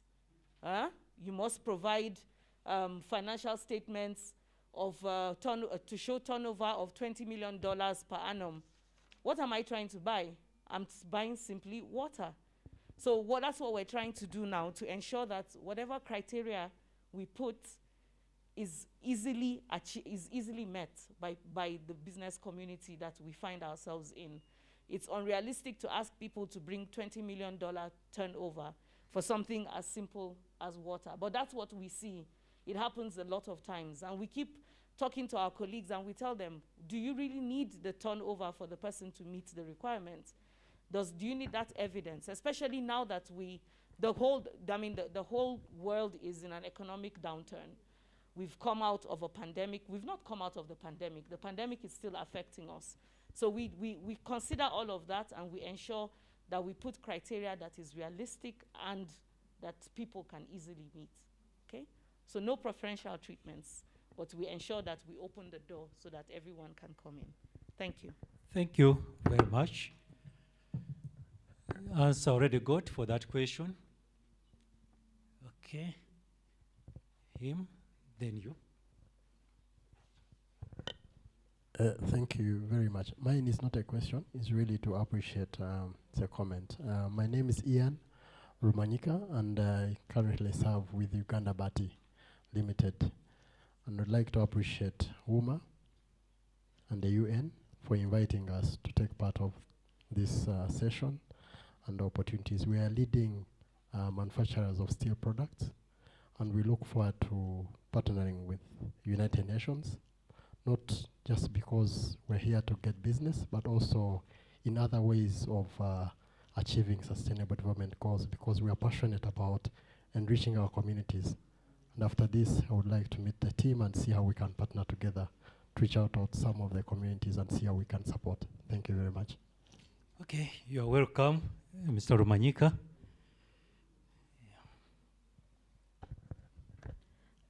I have two questions. My first question is, so let's say you have a tender, and these are like hypothetical questions. So we tender for, let's say, panel lights, right? Simple example. When you're making a decision, is your decision based on the technical specification or is it based on price? Because, you know, it's interesting in my field, which is engineering, that sometimes, you know, there's that catch-22, because we've talked about value for money. And then, you know, I know we've also talked about quality. So my question is, when the UN is making that decision, are they making it based on price or are they making it based on the technical specifications of a product, which might be listed or might not be listed in the tender document? The second question is, for long-term agreements, let's say I'd signed a long-term agreement with the UN in 2019, right? When business was booming, things were going well, the economy was doing well, and suddenly we've just gone into this crazy pandemic. As the company doing business with the UN, do we have the opportunity of saying, hey, cost of goods has gone up, cost of transport has gone up, can we revise this or can we review this long-term agreement? Or are we bound by that agreement once it's signed? Good questions. Yeah. Any other? Philip Sechimpi, National Chairman of Uganda Tailors Association. My issue is about the arrangement of supplying or giving these contracts to the companies. For example, like supplying mosquito nets in Uganda. You find that the company which is given a contract to supply is never dealt in textiles or in garments. And it doesn't consider about the quality of the products. This one happened in Uganda in 2017, where the mosquito nets was like this one fishing net. So I think, are you going also to consider the companies deals in which line of supply? So that's my question. Thank you. Any more questions? Ivan, do we have any online? Some questions online? My name is Olweni Scovia, and I work with Galaxy Kenya Universal. We are new in the field of manufacturing, and that's where my question comes from. As a new manufacturer, very new in the field, no point of reference, we've never supplied government, we've never supplied any UN entity, we're just trying to get there. And for now here, we wish to be part of your suppliers in our category. Is there any chance, because I know in some of your requirements, you tend to call for past works to guide your evaluation system. Is it something I should go on trying to pursue, or should I just give up that dream? Okay. Thank you. Can we have those set of questions answered too? UNDP, you have any? Okay, I think I can respond to her about qualifications. Okay. Like, you know what I said earlier, we are targeting small businesses. Our interest is not only in the big multinationals or the big conglomerates that are in existence. We're encouraging the participation of small businesses.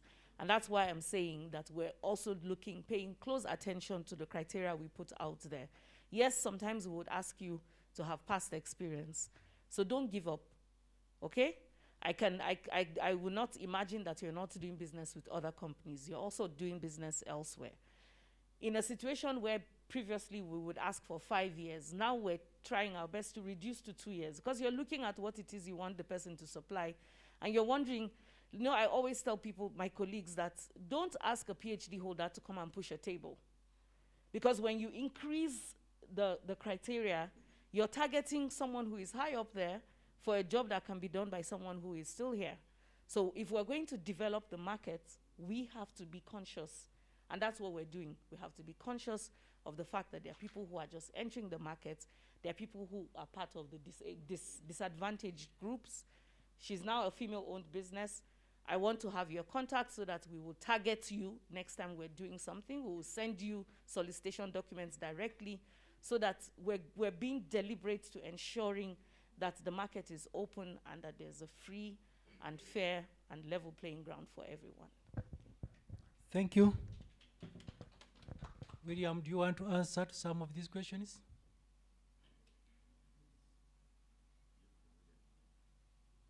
William and Patrick. Let's go to William first. I have a set of questions, so I got the other one. Okay. Some few questions here, but there are some that were asked, they are not on the paper. Somebody was asking about price and the technical. Yes and no. For things which, like supplies, if we are buying soap, we don't need the technical evaluation. But we are buying services, the technical evaluation, if we are to get value for money, comes into play. Say construction, we shall look at the technical bit of it. Maybe you are going to do a baseline survey, we are going to look at the technical bit of it. So, but for clear-cut supplies, we don't usually go into the technical evaluation. I hope it answers the question. Then somebody was asking about the new manufacturer. I think my colleague answered, if I'm not mistaken. Did she answer? Yeah. Okay, fine. Now, this particular question, does UN pre-qualify as suppliers? Yes, we do. Sometimes we go out for a market survey and pre-qualify suppliers to enrich our database, and this is done periodically.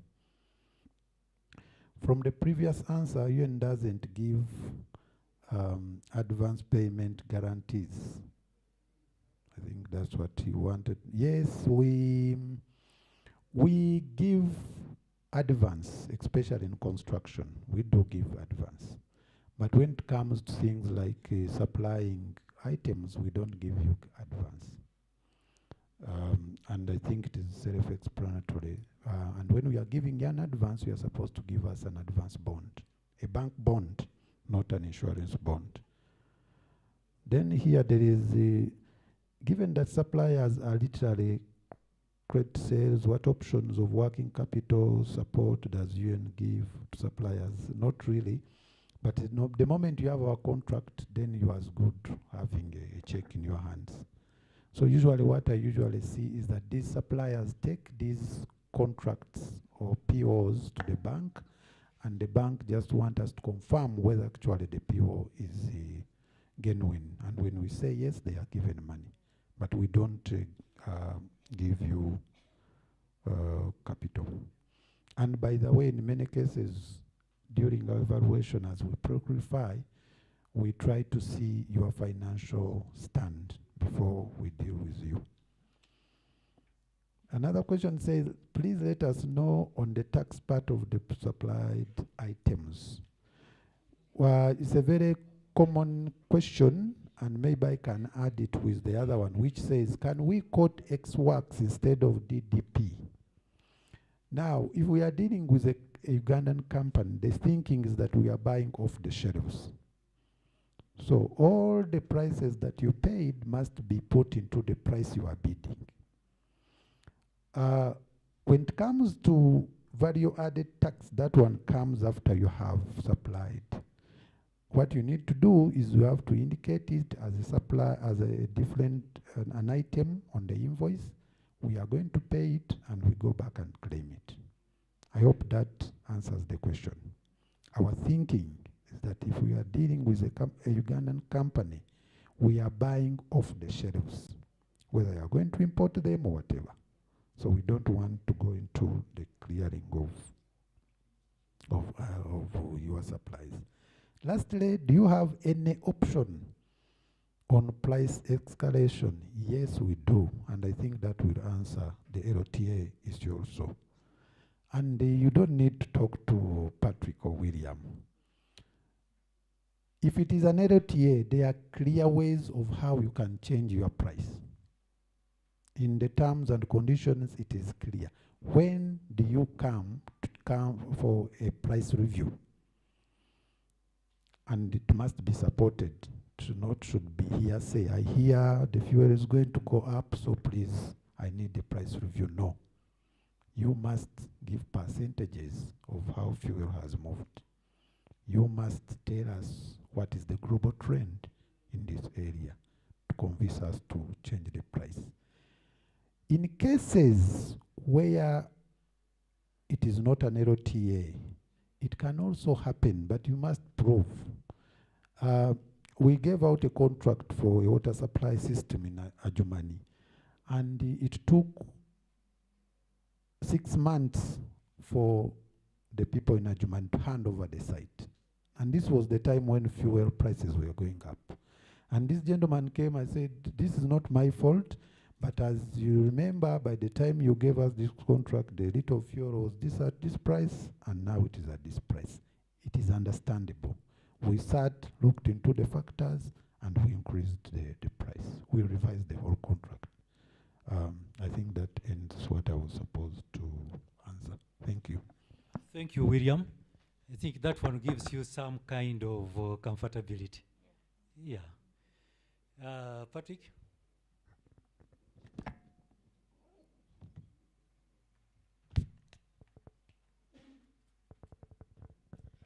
William has made my work easy. And as I already mentioned, we do not like duplication. If William has already said something, I don't need to repeat the same things. Now, two issues. Before I have a question here on the use of UNGM. Before I come to that, I want to mention one thing. The UNGM, as you heard, is where all the UN are going.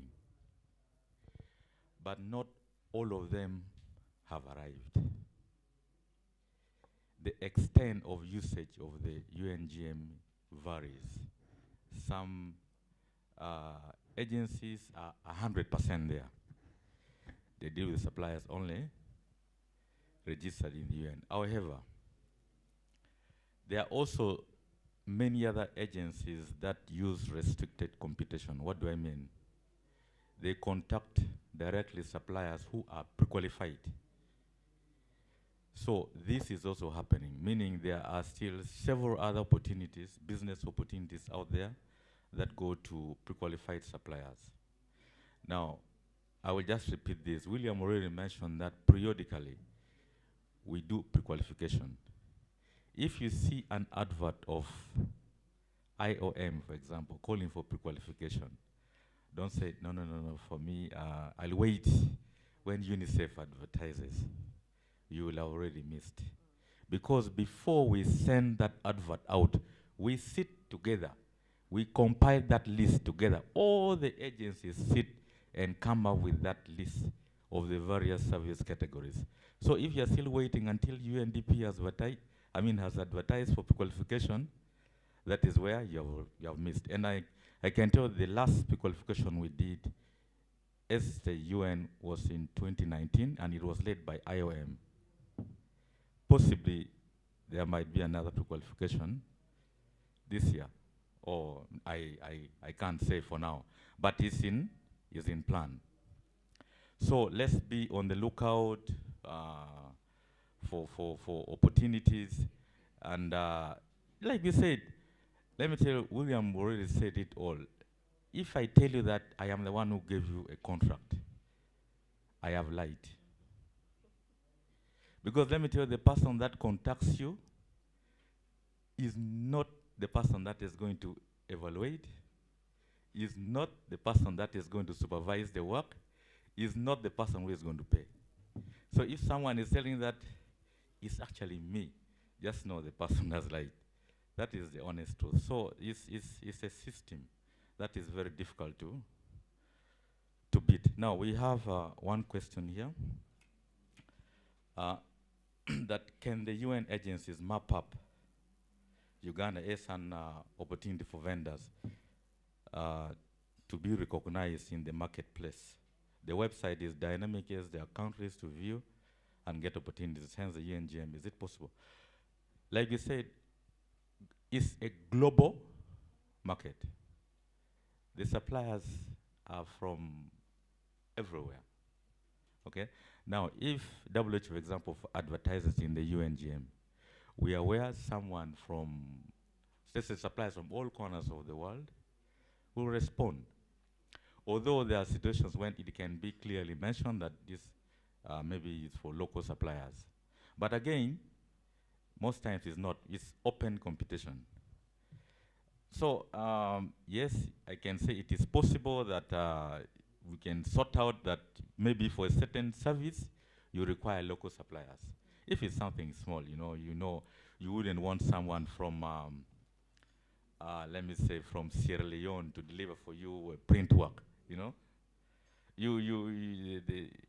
agency will decide, okay, for this we'll sort out local suppliers, so that is also easy to deal with them. So it's possible. So it depends on the volume and the magnitude of the procurement required. Thank you. Thank you very much. I think we need a round of applause. Oh,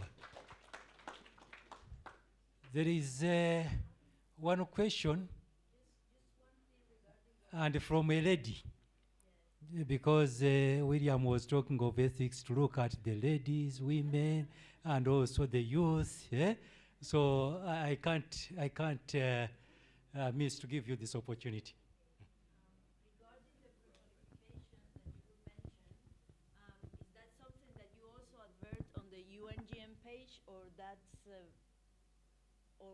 How do we know that there's a pre-qualification process going on? Through UNGM or the specific UN agency's webpage, or how?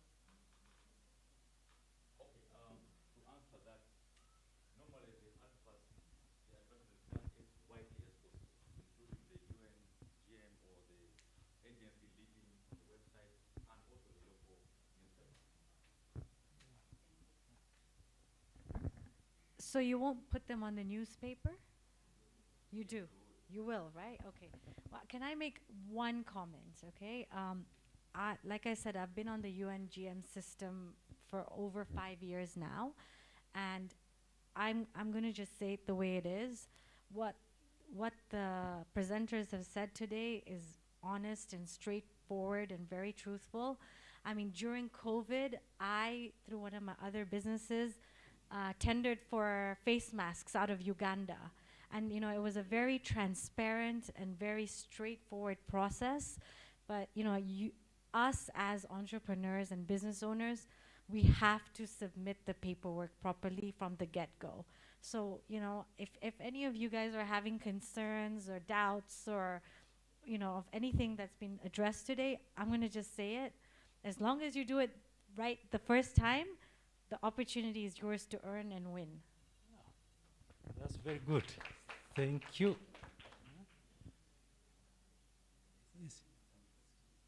Yes. She wants to answer some questions.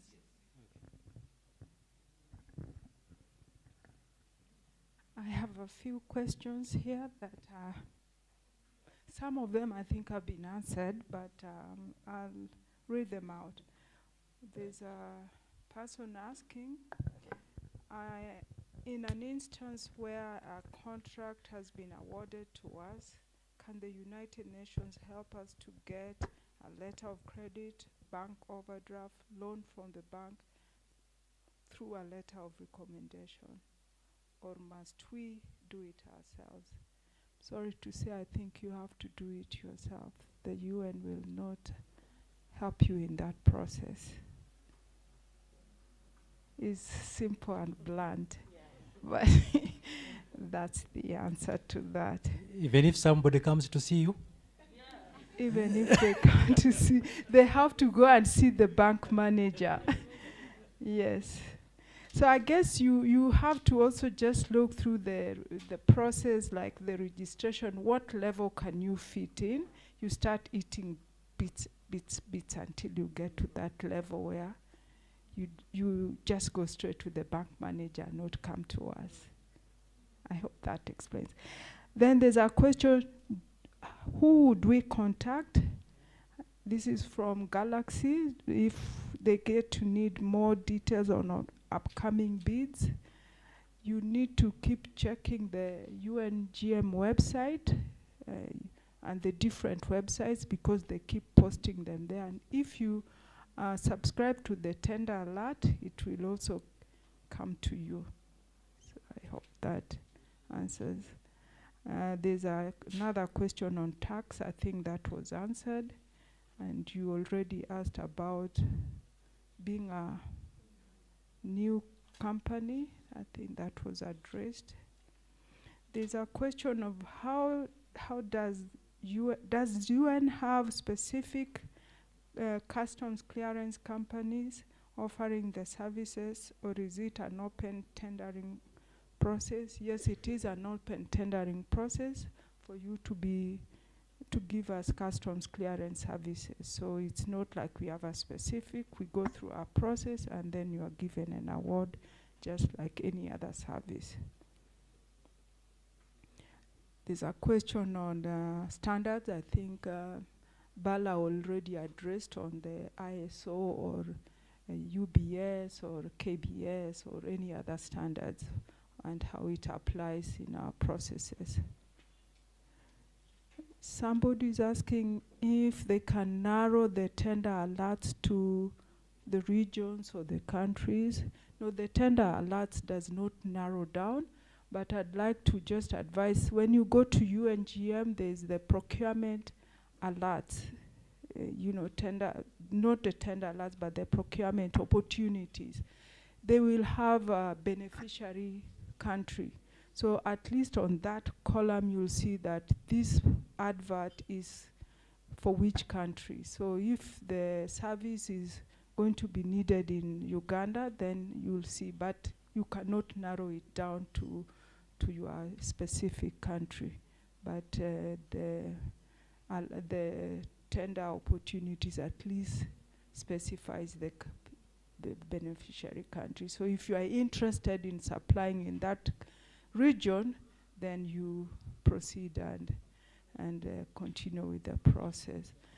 And there was a question on somebody who wants to supply agricultural products. We did not mention, according to the person, on the engagement about the detailed pros and cons to be avoided, which could lead to disqualification. I think it is William just now. Are you William? No, Patrick. Patrick, I think, mentioned something about, or it was UNDP, that you have to meet the technical requirements. Those are just the pros and cons. If you don't meet, then it's the cons. So you have to meet the requirements. So when you see if it's agricultural products, please check on what is required and meet those requirements. The mask producer just said that she went through a process and she met all the requirements, and she knows that when you meet the requirements, you're sure to get an award as long as it's technically and also commercially acceptable. So just meet the requirements. I hope I've answered your questions, unless you have any follow-up to my answers. Thank you very much, Madam Simbiri. I think we need to give them a round of applause. And after learning from them about the ethics, I'm trying as much as possible to live within the time that we gave. Otherwise, next time they may disqualify me to be the MC when we are having the UN engagement again. So at this juncture, I would like to call upon the head of policy from UMA to give his closing remarks. And thereafter, I'm very sure they've given their contacts. Let's try to keep the contacts and get in touch with them in case we need more clarification. I thank you. Head of Policy.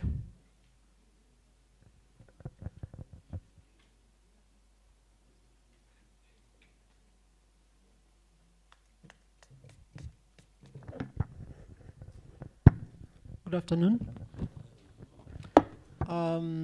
I must say that I'm standing in for the Vice Chairman of the Economic and Business Committee of UMA, who unfortunately was not able to be here with us, given his other duties that had been assigned to him earlier on. So generally, I won't say much, just two things. Number one is to most sincerely appreciate the UN, adding my voice to Ian's, to really appreciate the fact that you have been able to come out and partner with us to provide information to our members to be able to supply. Now, just to give you a little perspective, over the last 4 years, and including the COVID period, the manufacturing sector has been identified as one of those most resilient sectors in the country. And the reason for the resilience is because there has been deliberate effort, especially on our side, proactively, and on the side of government, listening into the manufacturers to be able to provide them with the necessary ingredients that drive investment. And one of the major ingredients is market. When you look at the tax policy, for example, especially external tax policy, you realize that our government has been able to provide a cushion or to provide some kind of level playing field for our local suppliers, our local producers, and through the tariff. So we've had some bit of what we call import replacement, and this has actually done a great deal in improving the capacity, the growth in capacity of our local manufacturers. And on that note, I must say that we have the capacity, and I believe we do have the quality that you will require. The other thing that I needed to outline again is on the processes. Just like she said, that if you get it the first time, then the opportunity is yours to take. And from the presentations that I've seen, it's really clear cut that your processes are very transparent. And I want to call upon all those members out there who would be willing to partner with UN and supply UN to be open, come out, talk to the individuals. I believe you're going to be providing us with all the contacts, individual contacts, so that then we can share them with our members, just in case they have questions. And lastly, I wish to appreciate again the UN and the organizing committee that has come up with, has made this possible. And we hope that moving forward we can have better and engagements in the future. Thank you very much. Thank you very much for those very good words and encouraging. Just one announcement. UN has requested for another 20 minutes, very optional, for those who want to watch 20 minutes video. Otherwise, officially, we've closed the seminar. But if you wish to see that video, I think it makes a lot of sense also. You can stay behind and watch it. Thank you very much, and I hope I've been a good MC for you people. Thank you.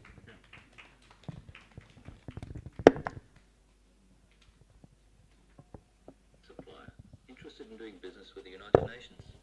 If this is the case, then please do come along.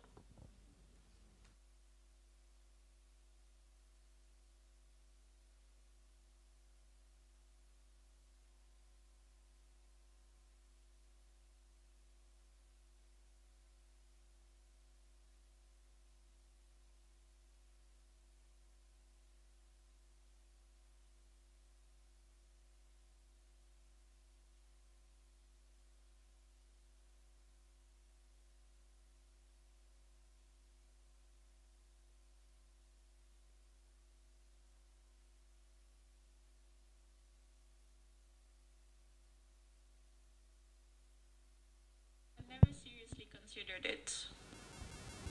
I always thought it would be difficult for a micro, small, and medium enterprise like mine to approach such a complicated and intimidating market. Hi, my name is Google, and I work for the United Nations Global Marketplace. Contrary to popular belief, the market represented by the organizations of the UN system is suitable for micro, small, and medium-sized enterprises, as well as, of course, large corporations. There are a number of reasons for this. Firstly, the majority of purchase orders issued by UN organizations are below $50,000. Therefore, the value and magnitude of these contracts is easily within reach of micro, small, and medium-sized enterprises. Secondly, the UN market is safe. As long as the contract obligations have been met, payment is guaranteed. In fact, UN organizations cannot enter into a contract without first having secured the financial means to do so. This greatly reduces the risk of doing business. And finally, it is a good training ground for companies to build experience and strength for export. Keeping in mind that many commodities that are procured by UN agencies are procured in one location and then exported to the country where they will be deployed. In order to do business with the UN, we recommend prospective suppliers to conduct market research and to familiarize themselves with the UN organization's procurement requirements and procedures. Indeed, the UN system, and thereby the UN market, consists of a multitude of specialized agencies, funds and programs, affiliated programs, and many subsidiary bodies, as this rather detailed organizational chart shows. But don't worry, we will help you navigate this. These entities have different mandates with different procurement requirements depending on their areas of intervention, and as such, each constitutes a distinct and separate market. The procurement procedures